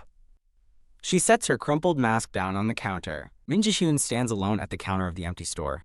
Her purple eyes glow menacingly as she whispers, "Found you." Rain falls heavily outside a city apartment building. Watching the rain, Wooju thoughtfully repeats the clue. Square glasses, huh? Frustrated, he thinks that as a loner, he'd never be able to recall someone like that. Rabin gets his attention, asking if he was mumbling her name, and he stammers in confusion. Wooju awkwardly states that everyone seems exhausted. Hoi Jin smiles and agrees, suggesting they rest, regroup, and move forward calmly. Rabin complains that she feels gross, having not showered since yesterday. Ah, she screams in horror looking at her phone, realizing her mom has called her 45 times. Ugh, on the phone, her mom yells demanding to know where she is and why she isn't answering. Rabin frantically explains she fell asleep at Wooju's, while Nina looks on skeptically, thinking she's in big trouble. Her mom then scolds both of them for being little rascals, leaving them blushing and shocked. Hoi Jin and Rabin get ready to leave, with Wooju to let them know if anything happens. Wooju tells Rabin to take care on her way home as she puts on her shoes. Rabin tearfully tells Wooju to let her know if anything strange happens, while Nina stretches behind him. Nina grabs Wooju and shakes him violently, shouting at him to remember the square glasses. Outside in the rain, Rabin looks on with a distant, thoughtful expression. Whoosh! She is suddenly startled by an intrusive thought of what looks like Nina kissing Wooju. She walks alone in the rain, lost in thought. A close-up of Rabin's glowing blue eyes reveals her internal monologue as she wonders why she gets so irritated seeing Wooju and Nina together. Clenching her shirt over her heart, she wonders why she feels so irritated. Tears stream down her face as she stands alone in the downpour. Back at Wooju's apartment, Nina looks at him with a sly smile, thinking he's cute. A flustered Wooju asks what she just said. Nothing, she quickly replies, jumping on him and demanding food. Sighing, Wooju laments that raising a real cat wouldn't be this hard. He opens the cabinet to find it empty, realizing he's out of food now that he has 2 mouths to feed. He tells Nina he's going to the convenience store and asks if she wants to come along. Lying on the couch, Nina says she doesn't want to go. Wooju is surprised, recalling how eager she was to go for a walk last time. With a mischievous grin, Nina explains that it's raining and she doesn't like the rain. Wooju scratches his head and reluctantly agrees. Grabbing his umbrella, he tells her he'll be back soon and to stay put. Outside, he stands under a clear umbrella, noting how heavily the rain is coming down. His attention is caught by a sudden sound as he walks. He collides with the hooded person in the blue raincoat, sending them both stumbling. They stare at each other in shock after the sudden collision. Whoosh! Groceries, an umbrella, and other items fly into the air. The hooded person cries out in pain as Wooju sits stunned on the wet pavement. They curse their bad luck while looking at their spilled snacks in the rain. The hooded person quickly gathers their fallen groceries. After collecting their bags, they quickly get up to leave. As the person thanks him and runs off, Wooju is shocked, thinking their voice sounds like Do Hyeji. He watches them run away, confused because their appearance is completely different. Wooju realizes in horror that the person he ran into must be a host to have transformed so much. In the pouring rain, a determined Min Ji-hyun resolves to follow her target. Wooju peeks from behind a building, cautiously tracking Ji-hyun. He stares in disbelief, realizing with a start that the person is Ji-hyun Sunbae. From above, Wooju is seen following Ji-hyun at a safe distance through the rain. In a flashback, a blonde girl recalls that the mysterious host was beating up delinquents. Cornered by Nina, the flustered girl admits the only detail she remembers is that the host wore square glasses. The clue clicks in Wooju's mind as he pictures a smiling girl with square glasses. A close-up on Ji-hyun's eye reflects her intense focus. A girl in a large blue raincoat, Do Hyeji, runs desperately through the rain. She clutches her bags tightly, looking over her shoulder in fear. A close-up reveals her panicked and sweat-drenched face. She looks back again, running for her life. She stops suddenly, sensing an ominous presence nearby. Her eyes wide with fear, she thinks that someone is definitely following her. She breaks into a desperate sprint, glancing fearfully behind her. Her pursuer's shadow looms closer as she continues to flee. Flinching, she comes to an abrupt and terrified halt. She whips around to finally confront whatever is chasing her. Her face contorts in pure terror at the sight before her.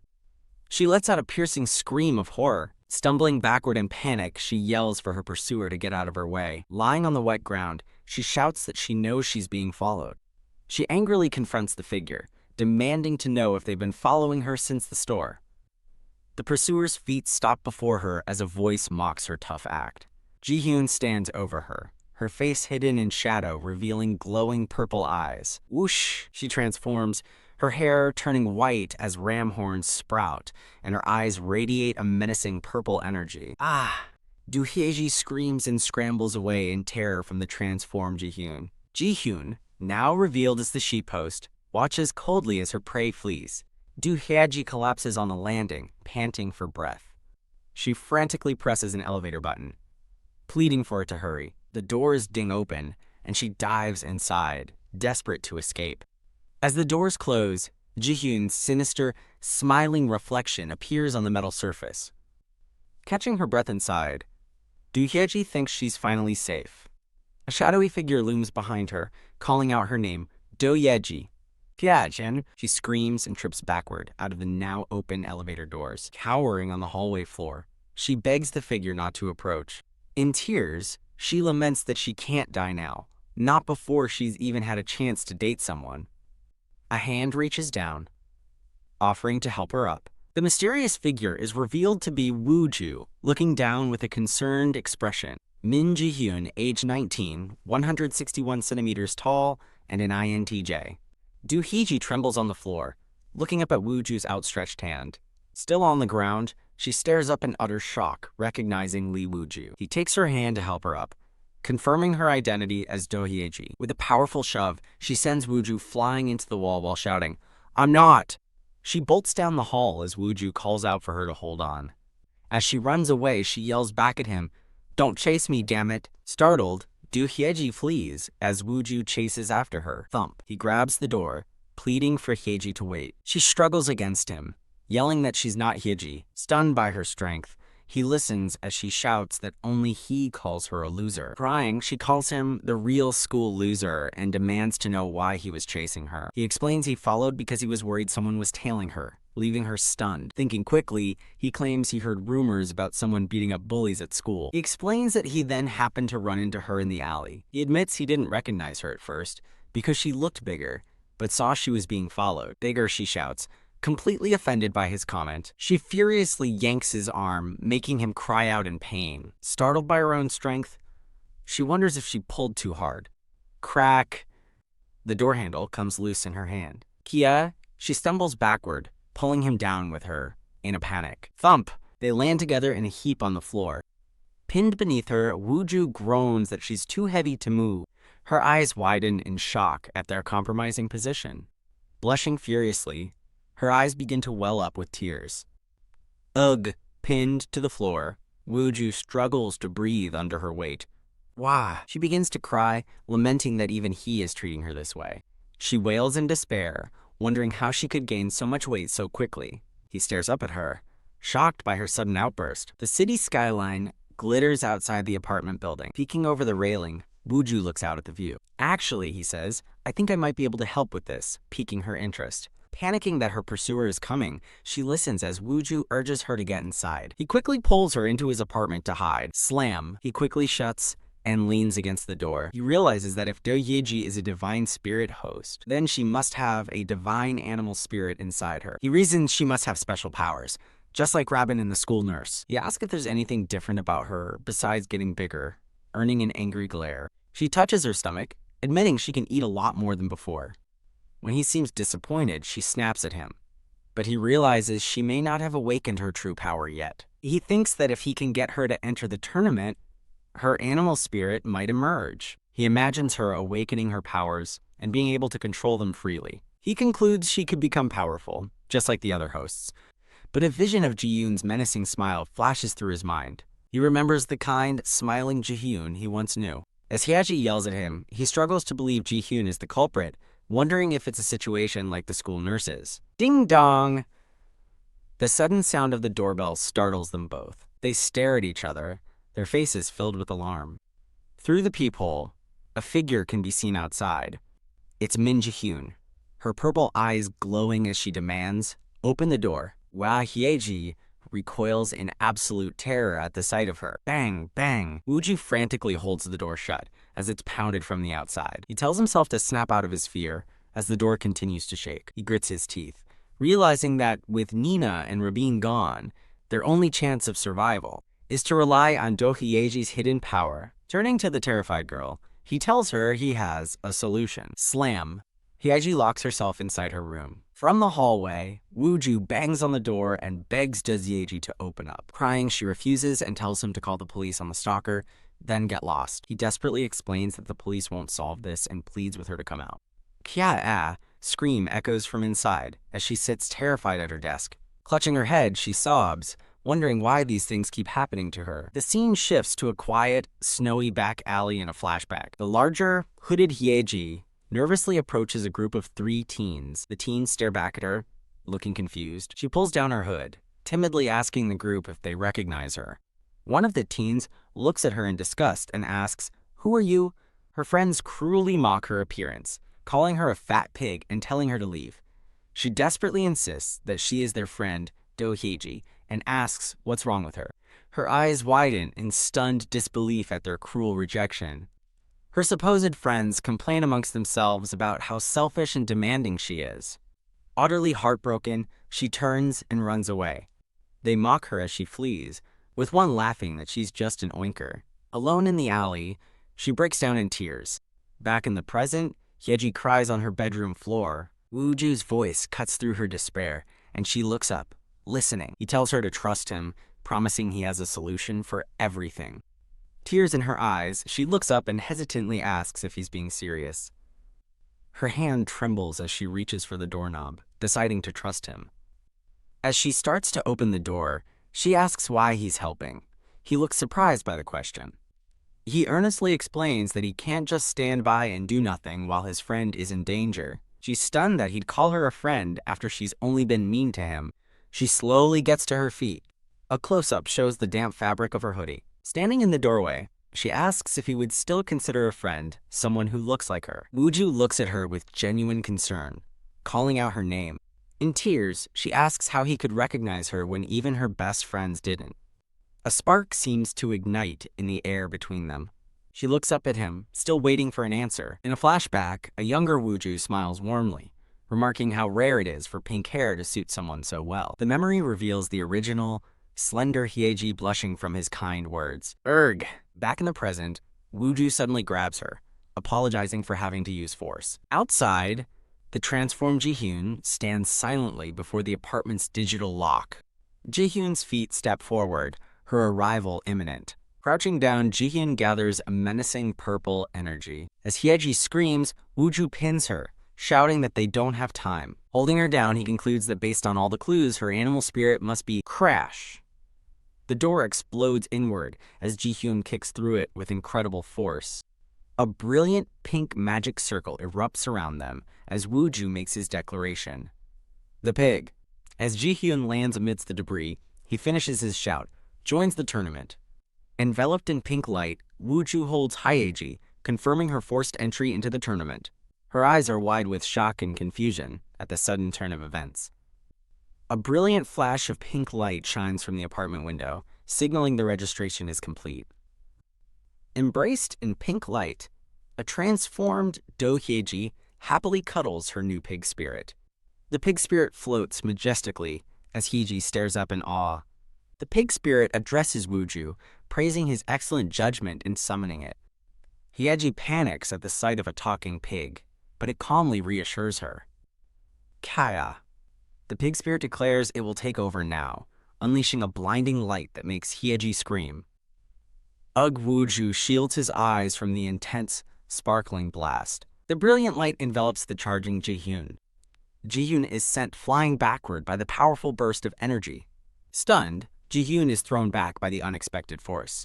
A new figure with white hair and bandaged fists appears, launching a punch. The figure's fist collides with Jihyun's, creating a massive shockwave.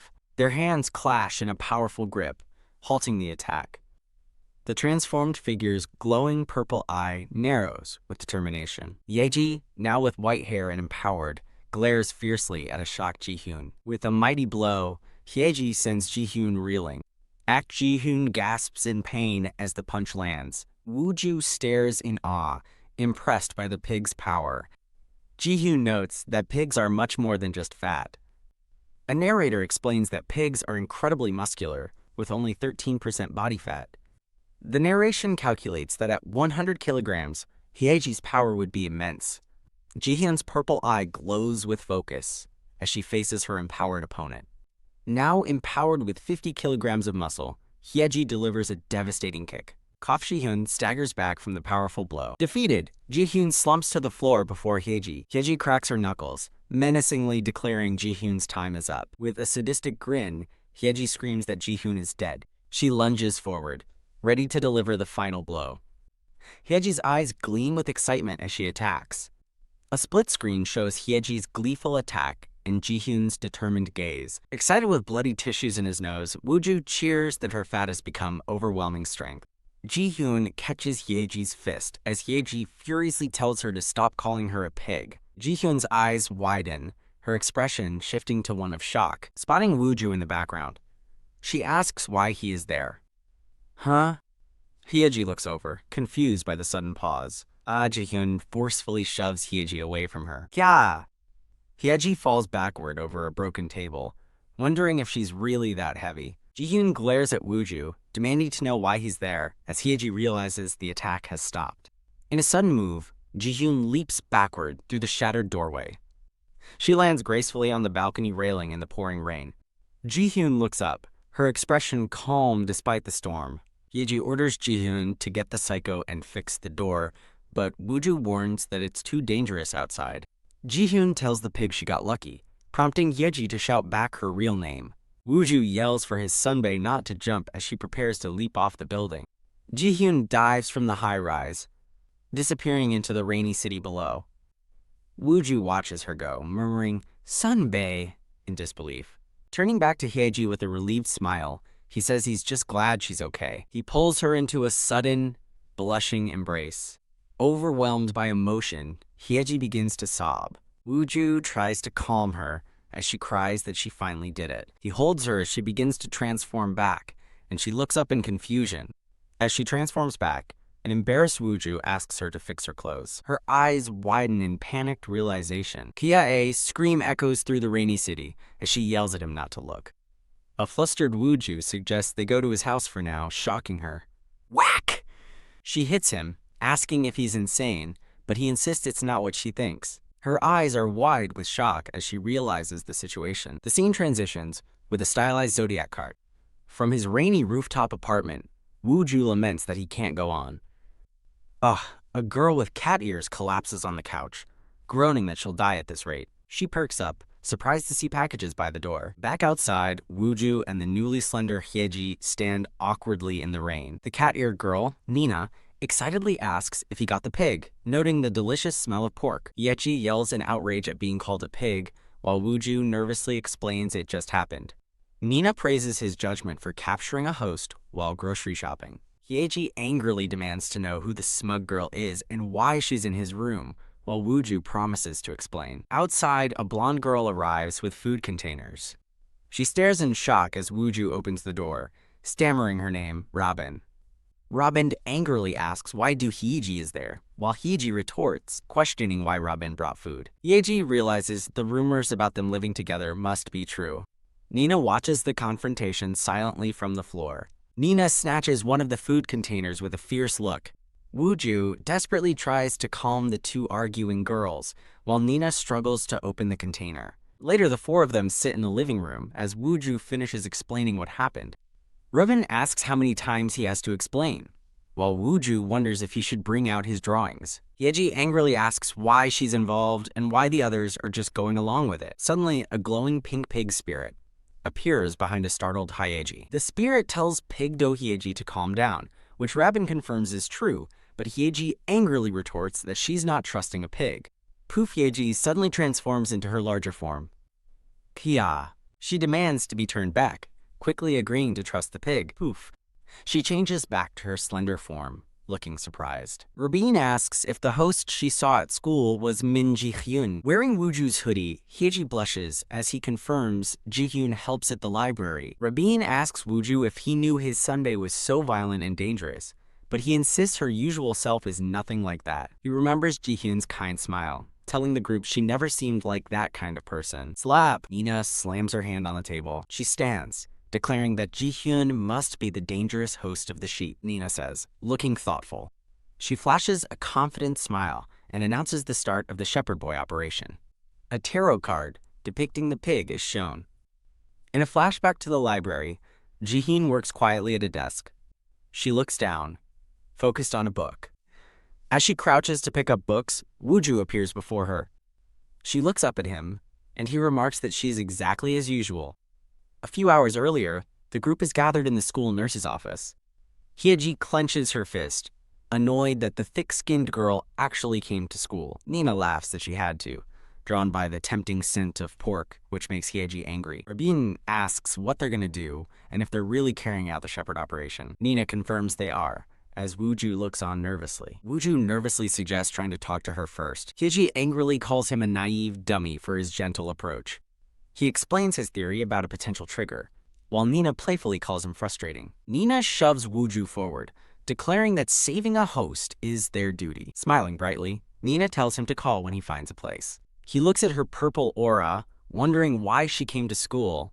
As her menacing eyes glow, he worries she could lose control without realizing. He decides there might be a chance to resolve things through conversation. Clenching his fist, he resolves to ask her to join the competition. In the library, Ji-hyun looks up from her chair in confusion. Wooju panics internally, realizing he's too awkward to speak face to face. At the counter, Ji-hyun asks if he's returning a book, but he brings up the weekend. Her innocent smile makes him wonder if she's pretending not to remember. He slams his hand on the desk, reminding her he was at Hyeji's house. His confident confrontation falters as he hesitates. Blushing, Ji-hyun hides behind a book, complaining that he's too close. He's stunned to realize she wasn't being coy, just genuinely embarrassed. Remembering her violent transformation, he realizes she is different now. A plan forms in his mind to force her into the competition.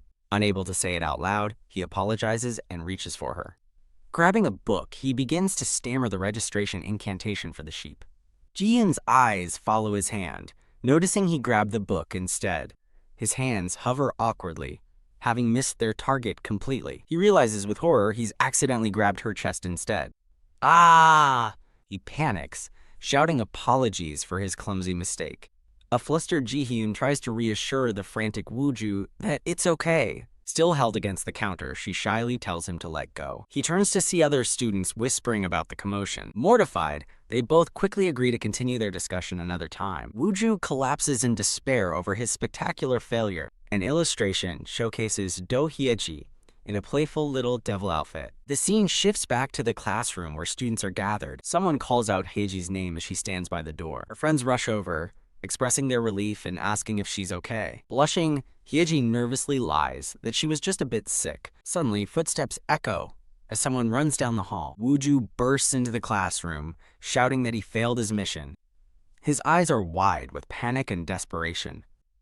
Two classmates gossip about him, speculating he's excited because his bullies are absent. Annoyed by the chatter, Hyeji connects the dots about the bullies and confronts Wooju. He nervously responds as she demands to know what happened with his sunbae. Wooju admits his failure, which seems to surprise Hyeji. With a bright smile, she encourages him, saying at least he tried. Her unexpected praise sends a deep blush across his face. She laughs, putting an arm around him and calling him impressive. He silently panics as he realizes how close they are. Hyeji stretches, deciding they can just try again later, but Wooju looks worried.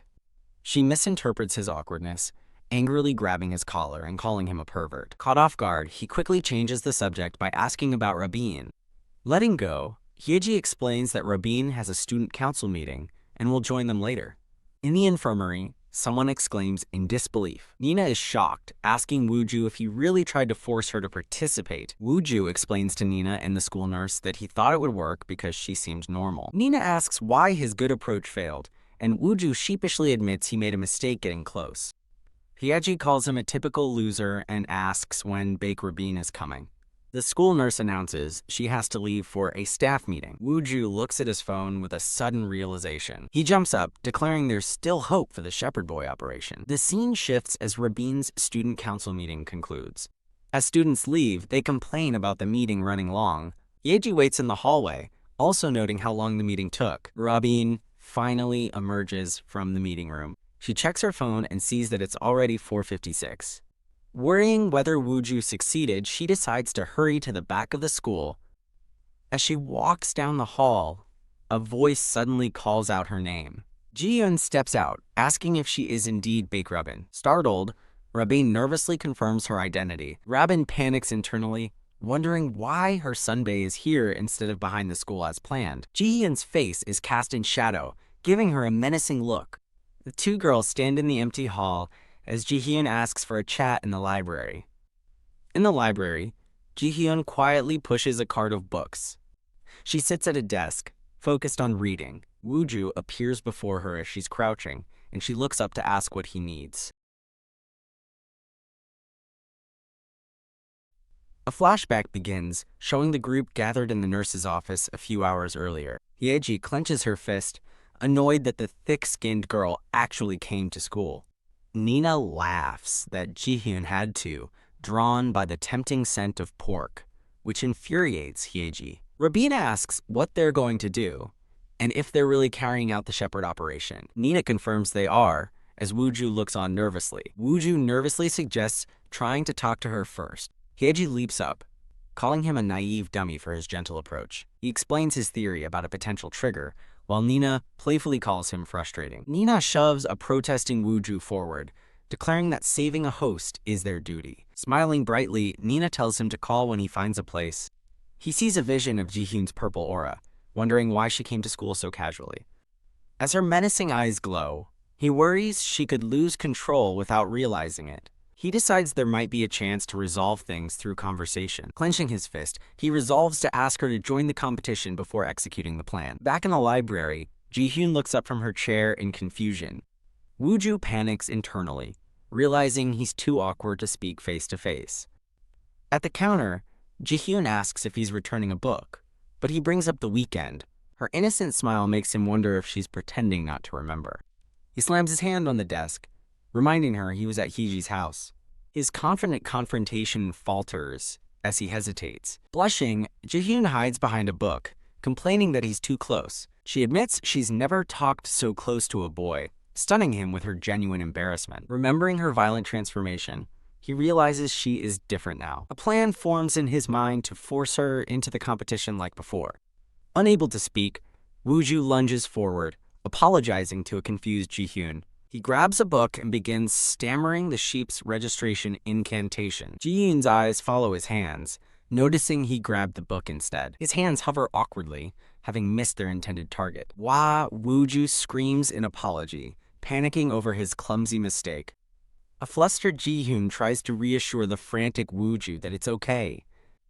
Held against the counter, she shyly tells him to let her go. He turns to see other students whispering about the commotion. Mortified, they both quickly agree to continue their discussion another time. Wooju collapses in despair, lamenting his spectacular failure. An illustration showcases Do Hyeji in a playful little devil outfit. The scene shifts back to the classroom where students are gathered. Someone calls out Hyeji's name as she stands by the door. Her friends rush over, expressing their relief and asking if she's okay. Blushing, Hyeji nervously lies that she was just a bit sick. Suddenly, footsteps echo as someone runs down the hall. Wooju bursts into the classroom, shouting that he failed his mission. His eyes are wide with panic and desperation. Two classmates gossip about him, speculating he's excited because his bullies are absent. Annoyed by the chatter, Hyeji connects the dots about the bullies and confronts Lee Wooju. He nervously responds as she demands to know what happened with his sunbae. Wooju admits his failure, which seems to surprise Hyeji. With a bright smile, she encourages him, saying at least he tried. Her unexpected praise sends a deep blush across his face. She laughs, putting an arm around him and calling him impressive. He silently panics as he realizes how close they are. Hyeji stretches, deciding they can just try again later, but Wooju looks worried. Misinterpreting him, she angrily grabs his collar and calls him a perverted freak. Caught off guard, he quickly changes the subject by asking about Rabin. Letting go, Hyeji explains that Baek Rabin has a student council meeting and will join them later. Outside the infirmary, someone exclaims in disbelief. Inside, Nina is shocked, asking Wooju if he really tried to force her to participate. Wooju explains to Nina and the school nurse that he thought it would work because she seemed normal. Nina asks why his good approach failed, and Wooju sheepishly admits he made a mistake getting close. Hyeji calls him a typical loser and asks when Baek Rabin is coming. The school nurse announces she has to leave for a staff meeting. Wooju looks at his phone with a sudden realization. He jumps up, declaring there's still hope for the Shepherd Boy operation. Elsewhere, the student council meeting concludes for the week. As students leave, they complain about the meeting running long. A girl waiting in the hallway also notes how long the meeting took. Rabin finally emerges from the meeting room. She checks her phone and sees that it's already 4:56. Worrying whether Wooju succeeded, she decides to hurry to the back of the school. As she walks down the hall, a voice suddenly calls out her name. Ji-hyun steps out, asking if she is indeed Baek Rabin. Startled, Rabin nervously confirms her identity. Rabin panics internally, wondering why her sunbae is here instead of behind the school as planned. Ji-hyun's face is cast in shadow, giving her a menacing look. In the empty hall, Ji-hyun asks Rabin if she has a moment for a chat in the library. The scene focuses on two pairs of legs as one girl leaves through a classroom door. With a slight smile, Ji-hyun repeats her request to talk in the library. Startled, Rabin looks up with wide, worried eyes. Forcing a laugh, Rabin agrees, nervously hiding her phone behind her back. She secretly types a message on her phone while her back is turned. Elsewhere, Nina lets out a huge, sleepy yawn. Hyeji confronts a lazy Nina, demanding to know where the sheep is and why she's so relaxed. Hyeji grabs Wooju's collar, demanding an update, as he nervously notes the unusual silence from the library. She snatches his phone, accidentally pulling his shirt open. Looking at the phone, Hyeji reads a typo-filled message stating they're heading to the library, while Nina questions how they know. "We don't have time," Hyeji yells, grabbing Wooju's hand and sprinting away as he questions the sudden rush. As she runs, Hyeji realizes the messy text means it was sent in a hurry. Or, as Nina thinks with alarm, that Rabin sensed danger and sent it secretly. The two of them race back toward the school building at sunset. They sprint down the empty hallway toward the library's glass doors. Crash Hyeji kicks the doors open, sending herself and Wooju flying into the room. Panting, Wooju anxiously calls out to Rabin, asking if she's okay. He's met with the sight of a white-haired girl with horns embracing Rabin from behind. Wooju's eyes widen in sheer shock. The horned girl's purple eyes glow ominously as she holds the seemingly unconscious Rabin. Wooju, Hyeji, and Nina stare in complete, horrified disbelief. Wooju shouts in confusion, asking what they're doing, and since when they were a couple. Robin collapses to the floor, her body suddenly going limp. With glowing purple eyes, she lets out a sinister, satisfied smirk. Nina's eyes widen with sudden, horrified realization. "Pig, charge!" she yells, sprinting toward the unfolding chaos. Nina reveals that the sheep just stole the rabbit's divine power, as Rabin, now with bunny ears, slumps forward. Nina leaps into the air, aiming a powerful flying punch. A swirling vortex of dark purple energy erupts, blocking her attack. A clawed, demonic hand emerges, crackling with dark power. The girl's ram-like horns grow larger, pulsing with energy. Fully transformed, she stands with glowing purple eyes and torn clothes, surrounded by a dark aura. Her piercing gaze is filled with cold, menacing power. Wooju desperately runs toward Rabin, shouting her name. He grabs her hand, relieved to find that only half of her power is gone.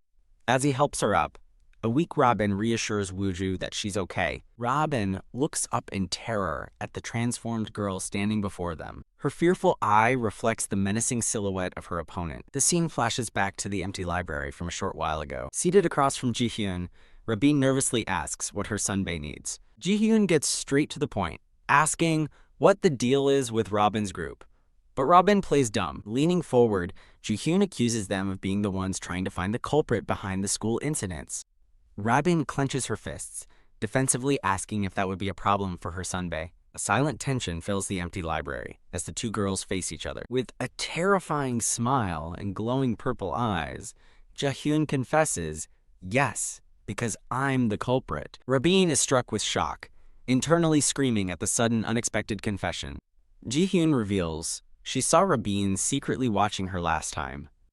Reflected in her purple eye, a terrified Rabin is called out by name. Rabin realizes she was caught, wondering why her sunbae committed those acts. Jihyun sternly warns Rabin not to get in her way.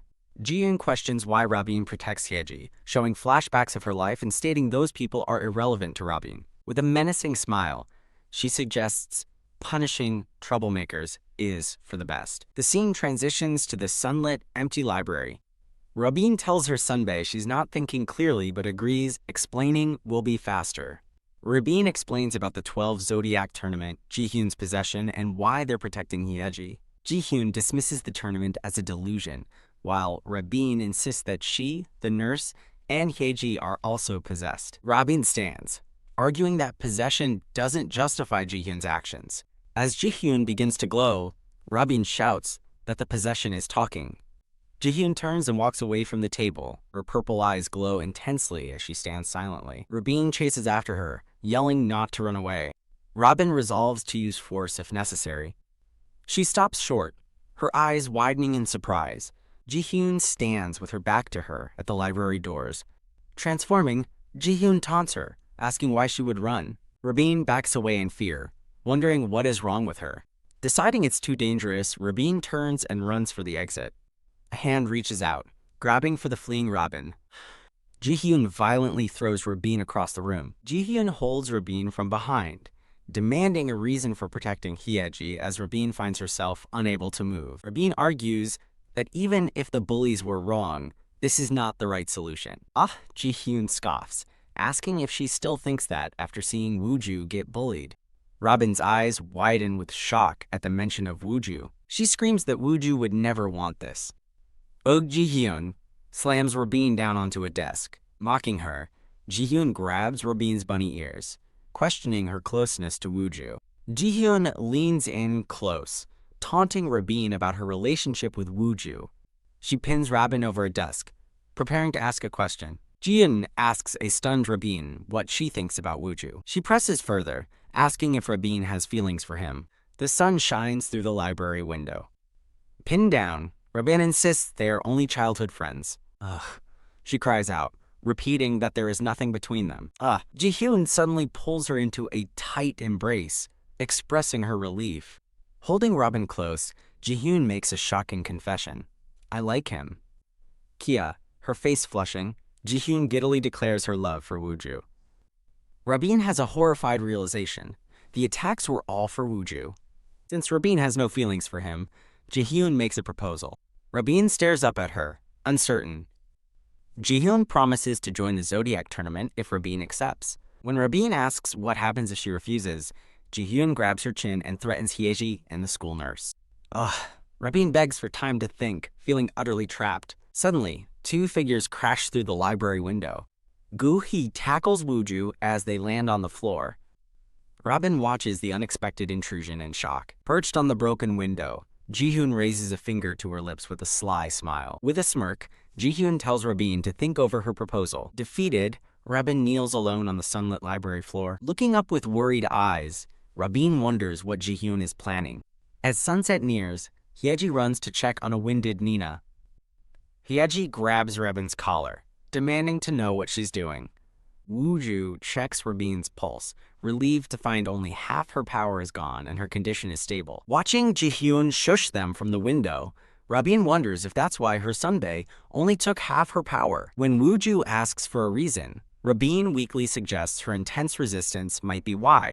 Hyeji confidently declares that she and the pig can handle Jihyun even with her stolen power. Hyeji tells Nina they'll restart the shepherding operation, which relies on a surprise attack on the referee, since their opponent isn't targeting them separately. Hyeji lays out the plan. Wooju waited while healing Rabin, and now he must look for an opportunity without acting alone. Rabin watches Wooju, hoping he'll be safe. Jihyun leaps gracefully from the school building. She lands perfectly on the ground below. Watching from a distance, Nina nervously questions if they should really go, admitting she's not mentally ready. Hyeji turns to a terrified Nina with a wicked, cat-like grin. With a powerful kick, Hyeji sends Nina flying forward as bait, yelling for her to go. "You crazy cat," Nina screams as she stumbles. Hyeji and Nina run, luring Jihyun into a chase. The three girls race across the school grounds at sunset. As they run, Hyeji explains that the sheep's most threatening move, a headbutt, is only effective in a one-on-one fight. Hyeji orders Nina to block the other path. Nina looks back in fear, realizing the plan is to scatter. As Jihyun watches, Hyeji explains their target will go after the easier prey, the pig. The plan is for Nina to act foolish to lure the sheep, and she silently resolves to trust her team. Elsewhere, Wooju and Rabin hide behind large cardboard boxes. The final part of the plan is to lure Jihyun to their hiding spot. Nina sprints through the empty city streets alone. Panting, she stops and realizes with confusion that she's no longer being followed. Unexpectedly, Jihyun lands directly in front of Hyeji, asking why she came toward her. With glowing eyes, Jihyun calls Hyeji annoying, but Hyeji taunts her for only having half of the rabbit's power. Jihyun scoffs at Hyeji's poor judgment, confident she can't be subdued before Nina arrives. A foot dashes across the pavement. Jihyun declares Hyeji's defeat, stating she doesn't use such crude methods. She throws a small, glowing object at the airborne Hyeji. Pow! The object explodes in a cloud of dust, engulfing a shocked Hyeji. As Hyeji collapses, Jihyun mockingly asks if this is a new experience for her. Jihyun reveals her secret weapon. It's catnip. Jihyun walks away from the incapacitated Hyeji, stating it's not harmful, and she doesn't enjoy tormenting animals. Lying helpless on the ground, Hyeji's mind goes blank. Nina cautiously walks around a corner and finds Wooju and Rabin's hiding spot. Wooju asks about Jihyun, but Nina is confused, admitting she thought Jihyun would follow her. A terrifying shadow looms behind Nina as she realizes Jihyun is right there. Nina whirls around to face her opponent. Pow! Jihyun lands a brutal strike, sending Nina flying. Nina crashes hard onto the ground. Leaping into the air, Jihyun prepares to slam down on the fallen Nina. A distorted view shows Nina's terrified expression as the attack descends. Ack! Nina cries out in pain as she's repeatedly struck. Hiding, Wooju clenches his fist, anxiously waiting for Nina to arrive as planned. Jihyun stands menacingly over the fallen Nina. With a vicious look, Jihyun grabs Nina by the hair. As Jihyun yanks her head back, Nina resolves to endure the pain. Wooju waits for the perfect timing as Jihyun taunts Nina, asking how it feels to be bullied. Leaning in close, Jihyun presses Nina to admit she understands the pain, and Nina tearfully agrees. Nina confesses she was wrong about everything as Jihyun grabs her chin. Jihyun demands to know what she did wrong, and Nina admits to bullying Wooju before being asked why. Jihyun's glowing purple eyes narrow with cold intensity. Flushed and crying, Nina struggles to find the words to answer. Jihyun holds the terrified Nina by her hair, a sinister smile on her face. Announcing she's not in the mood to talk, Jihyun decides to get rid of her annoying pink hair first. Holding a sharp object in Nina's hair, she offers to have a long chat afterward. Jihyun threatens to shave Nina's head if she doesn't explain why she bullied Wooju. Nina refuses to answer, triggering a flashback to a Jiji High School assembly 1 year ago. A younger Do Hyeji sits alone, wondering if she will make friends, when a candy slides onto her desk. Wooju cheerfully introduces himself to a shy Hyeji, just as Rabin walks up behind him. As Rabin talks to Wooju, Hyeji stares, thinking how pretty she is. Wooju comments on Rabin's pretty hair color, startling Hyeji, who thought she was only thinking it. He adds that Rabin has always been popular and has a good personality. Hyeji asks if they're close, and after hearing they're not, she wonders if dyed hair would suit her. Wooju overhears and smiles, telling Hyeji he thinks it would suit her well. Hyeji blushes, flustered by the unexpected compliment. She nervously prepares to offer Wooju a piece of candy, but before she can, a younger Nina appears, excitedly dragging Wooju away to the cafeteria. Left alone in the classroom, Hyeji nervously bites her finger.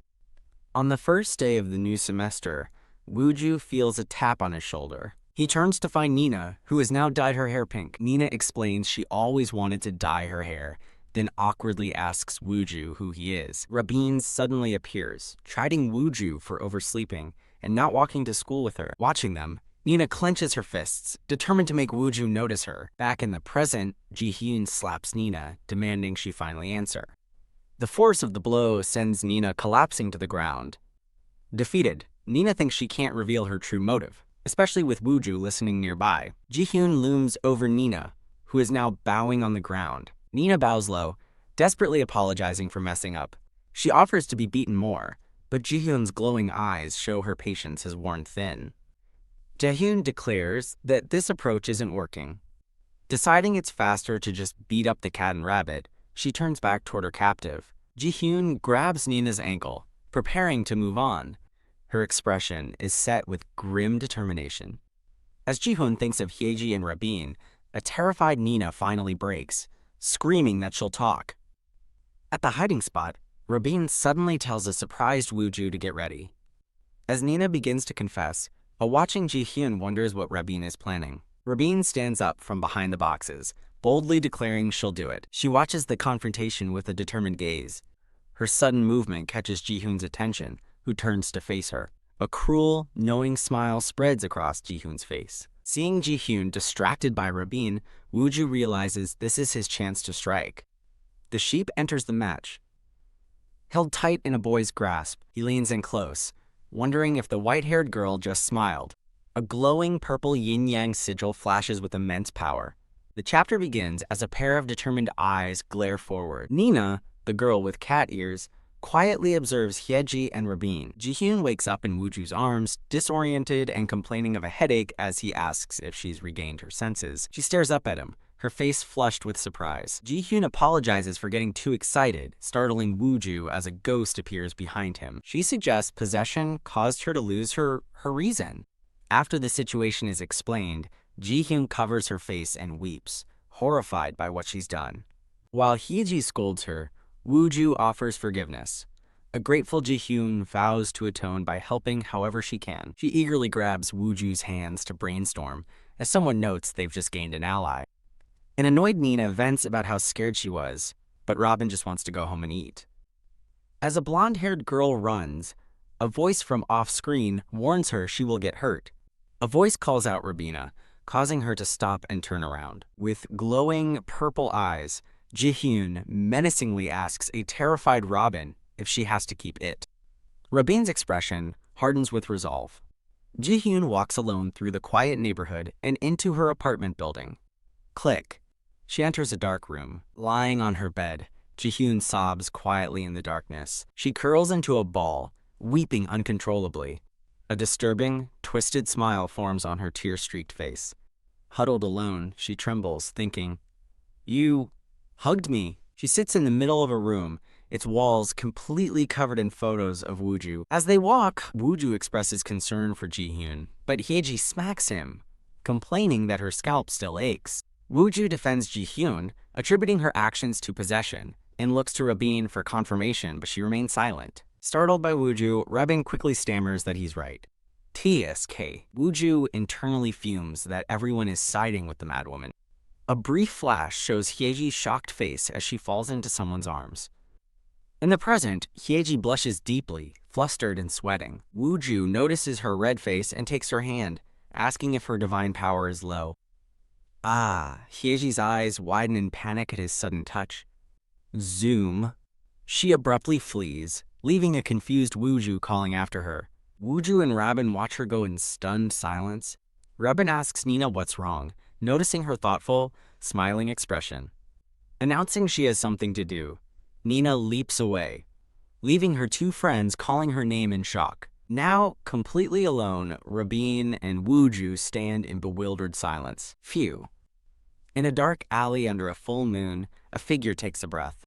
A pair of hands conjures a swirling vortex of blue energy. The orb of water expands, glowing brightly in the night alley. A mysterious man with long white hair notes that someone is working hard late at night. His hand crackles with intense blue lightning. He unleashes a massive blast of power down onto the city streets. The figure descends from the sky, surrounded by the crackling energy. Landing softly, he calmly identifies his opponent as the fifth-placed divine spirit. The imposing figure is fully revealed, the fifth-place dragon. The dragon tells Nina he disregards the rankings. She retorts that his emotionless, doll-like attitude is unchanged. Nina smirks confidently, declaring he won't be a roadblock on her path to becoming number one. As the dragon stands impassively, a small chibi Nina thinks to herself how boring he is. Waving goodbye, Nina cheerfully tells the dragon she's counting on him if trouble starts again. As Nina walks away, the dragon states it's his mission. She retorts that people call it meddling. Nina's expression hardens as she thinks to herself, how pathetic. A spectral version of Nina appears, taunting her for desperately clinging to the past. Annoyed, Nina mutters for the voice to mind its own business. The white-haired dragon watches her leave with a grim, knowing look. As she walks down the dark street, his voice echoes, chiding her for meddling again. On a rooftop, the dragon gathers blue energy, thinking that not everything will go as planned. The scene shifts to Wooju and Rabin walking together down a quiet street at night. Wooju comments that it feels like ages since they've walked home together, and Rabin agrees. Flushed, Rabin blurts out her frustration over having her first kiss stolen by a weirdo sunbae. An awkward, blushing silence falls between the two students. Wooju asks Rabin what she meant by her words to Ji-hyun. He recalls the moment she stood up to Ji-hyun, asking what she was planning to do. Blushing and flustered, Rabin dismisses her brave declaration as nothing. She quickly changes the subject, turning the question back on a surprised Wooju. An art card showcases the cast, followed by the series credits. A sudden scream erupts from a nearby house. Standing outside, Rabin is startled by the shout, wondering what's going on. Annoyed that Lee Wooju isn't answering her messages, she bursts through his door, calling his name. A taller boy with longer hair turns to her, saying her name. Rabin! What? Rabin screams, completely shocked by the stranger in Wooju's house. Rabin questions the transformed Wooju, who explains he woke up with long hair and perfect vision, just as Nina peeks in from another room. Nina appears with cat ears and a tail, as Wooju notes that she must have woken from the noise. Wooju looks back at Rabin and asks, sorry? Suddenly, Nina grabs Wooju's chin, remarking that he looks similar to someone. Blushing under her intense gaze, he asks who he looks similar to. Rabin watches from the doorway as Nina holds the transformed Wooju close. Wooju pushes Nina away, flustered, then panics, wondering if he's been possessed by a spirit too. Nina nervously tells him to calm down, admitting she doesn't know what's happening either. A finger points directly at a surprised Rabin, who asks, me? A voice, which Wooju realizes isn't Rabin's, explains that the judge's power is growing. As Nina explains, the judge needs more power to control the animals. A glowing pink rabbit tail sprouts from Rabin's back. Wooju realizes the rabbit caused his change, and Nina clarifies it's because he gathered everyone so quickly. Nina reveals his changes are part of becoming a true judge, leaving Wooju wondering what to do. Wooju calls out to Nina, who seems lost in thought. He gently checks her forehead for a fever, making her blush. A close-up shows Nina's flustered reaction to his touch. Pop Nina suddenly transforms into a cat plushie, bouncing wildly around the room. Wooju panics, unsure if he should take her to a hospital or a vet, as Rabin watches in silence. He anxiously asks how it is as someone steps into the entryway. Fully dressed for school, the transformed Wooju confidently steps out of his home. Rabin notes he looks taller, and he confirms his oversized uniform now fits perfectly. Rabin urges him to hurry up, running ahead as a faint glow surrounds him. The scene transitions to a bright, sunny day at their high school. A crowd of students murmurs in disbelief, wondering if the tall boy is really Lee Wooju. As the pink-haired girl looks on curiously, another student asks what could have happened overnight. The girl, Hyeji, points in shock at Wooju, who casually greets her. Yeji yells in disbelief, exclaiming that he was almost her height just yesterday. Blushing, she stares at him as other students whisper about her familiar behavior. Yeji steps in, protectively shooing away the crowd from an uncomfortable Wooju. Enough. She grabs his hand and pulls him away, ignoring his confused question. She leads him to a quiet stairwell to talk. Grab. Leaning in close, she nervously explains his transformation is due to the judge's power. She complains it's unfair he got a cool upgrade while she became a pig because of her spirit. Wooju suddenly grabs her, calling her name as she looks up in surprise. Blushing, he touches his face and complains about a sudden itch. Ah, my heart. Watching him, Hyeji thinks to herself how incredibly cute he is. A brief flashback shows Nina being confronted, while two others hide in a box. A memory flashes of Hyeji blushing, while a younger Wooju stares in surprise. She teases him, asking if he's being awkward about yesterday, but he says nothing. He tells her it wasn't her fault and begins a promise for next time, startling her. Leaning in close, Wooju passionately vows to protect her next time. Wah. She stares back, completely stunned and flustered by his sudden declaration. She calls him a loser and tells him to go back to class before turning away. He's left standing alone, completely confused by her reaction. Mumbling to herself, Hyeji decides she'll have to protect Wooju from his new fans, unaware someone is listening. The pink-haired girl calls out Hyeji's name, startling her from her thoughts. She bluntly asks what Hyeji thinks of Wooju, causing Hyeji to stammer in denial. The pink-haired girl looks away, blushing thoughtfully. Announcing she's hungry, she quickly changes the subject and runs off to the snack bar. Hyeji watches her friend leave, a pensive look on her face. In class, Hyeji rests her head on her desk, overhearing girls gossip about Wooju's handsome transformation. One girl calls him an undervalued stock, making Hyeji listen with quiet annoyance. Hyeji fumes internally, thinking his charm isn't just about getting taller. A voice interrupts her thoughts, asking for a favor. Jihyun appears behind her, asking for help getting together with Wooju. In the library, Jihyun embraces a shocked Hyeji from behind. With glowing purple eyes, Jihyun makes a passionate, intense confession. I love Wooju. Defeated, Hyeji lays her head down, resigning herself to the situation. As the sun sets, a voice reflects on the chaotic day. Walking home, Rabin notes they failed to find a new spirit host, but Wooju is glad for the break. Robin looks worried, admitting she can't remember connecting with anyone new. She wonders aloud if she connected with someone in the past, without realizing it. She agrees with Wooju, still looking thoughtful and concerned. Her expression changes as she hesitantly begins to ask Wooju a question. A car pulls up as her eyes widen, finally recognizing someone. A stylish blonde woman steps out of the car. The woman runs to Wooju, exclaiming how much he's grown, leaving him and Rabin stunned. She suddenly pulls him close and kisses his cheek, much to his shock. She hugs him tightly as a flustered Wooju asks what's going on.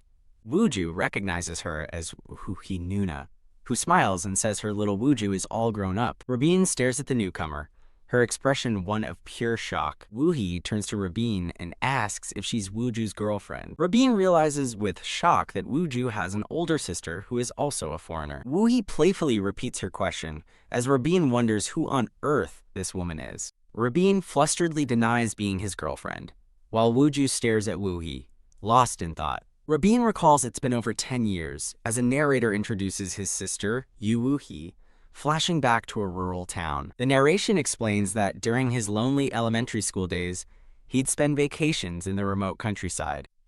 A young Wooju looks around nervously until a voice startles him, asking what he's doing. His only friend was a girl named Woo-hee, who spots him and asks if he's the kid visiting from Seoul. A young Wooju is surprised that the foreign-looking girl speaks Korean with a dialect as she cheerfully introduces herself as Yu Woo-hee. In a separate memory, a younger Wooju tells an old woman he's an alien. The old woman, Woo-hee's grandmother, was a famous shaman who affectionately called them her puppies. Woo-hee was staying there to recuperate from poor health, and a memory shows her resting with Wooju. He recalls how they cherished him, sharing a phone screen under the covers at night. As his grandmother tells them to sleep, he pretends to be asleep beside Woo-hee, remembering how much he liked her. A bright memory shows the two children laughing and splashing happily in a river. Gulp. Woo-hee slips under the water, and Wooju sees that her hand is bleeding. He rushes to her side, asking if she's okay as she tries to laugh it off, and he insists on carrying her to her grandma's. A young Woo-hee looks on in surprise, her finger in her mouth. The young boy gives her a piggyback ride away from the river. As he carries her, she looks at him with a gentle, touched expression before the memory ends. One day, a young Wooju bursts into a room, excitedly calling out for his Nuna. He stops in confusion, finding the room empty except for her grandmother. Woo-hee had suddenly disappeared, having gone to America to study, leaving him stunned. Back in the present, Woo-hee hugs Wooju from behind, fondly asking if he remembers their good times as Rabin watches in disbelief. A flustered Wooju agrees they were like siblings, though he thinks to himself that this hug feels different. Woo-hee apologizes for leaving so suddenly, and Wooju asks if her health has improved. She deflects his concern, playfully scolding him for interrogating her, and he notes her cheerful demeanor. Rabin reacts with shock as Woo-hee teases Wooju, patting his head and remarking how manly he's become. He asks what brings her here, and she casually states that she moved to the area. Wooju is completely shocked by her announcement.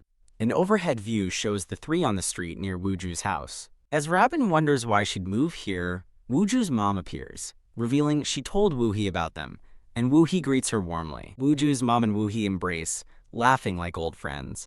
Wooju's mother offers to introduce Woo-hee to the landlord as they walk off with her luggage. Woo-hee glances back with a smile, telling Wooju they should see each other often, leaving him and Rabin behind. Stunned, Rabin realizes that if Woo-hee was close to him as a child, she could be a candidate for the giver. Wooju grabs Rabin's arm, telling her it's time to go, then looks around in confusion.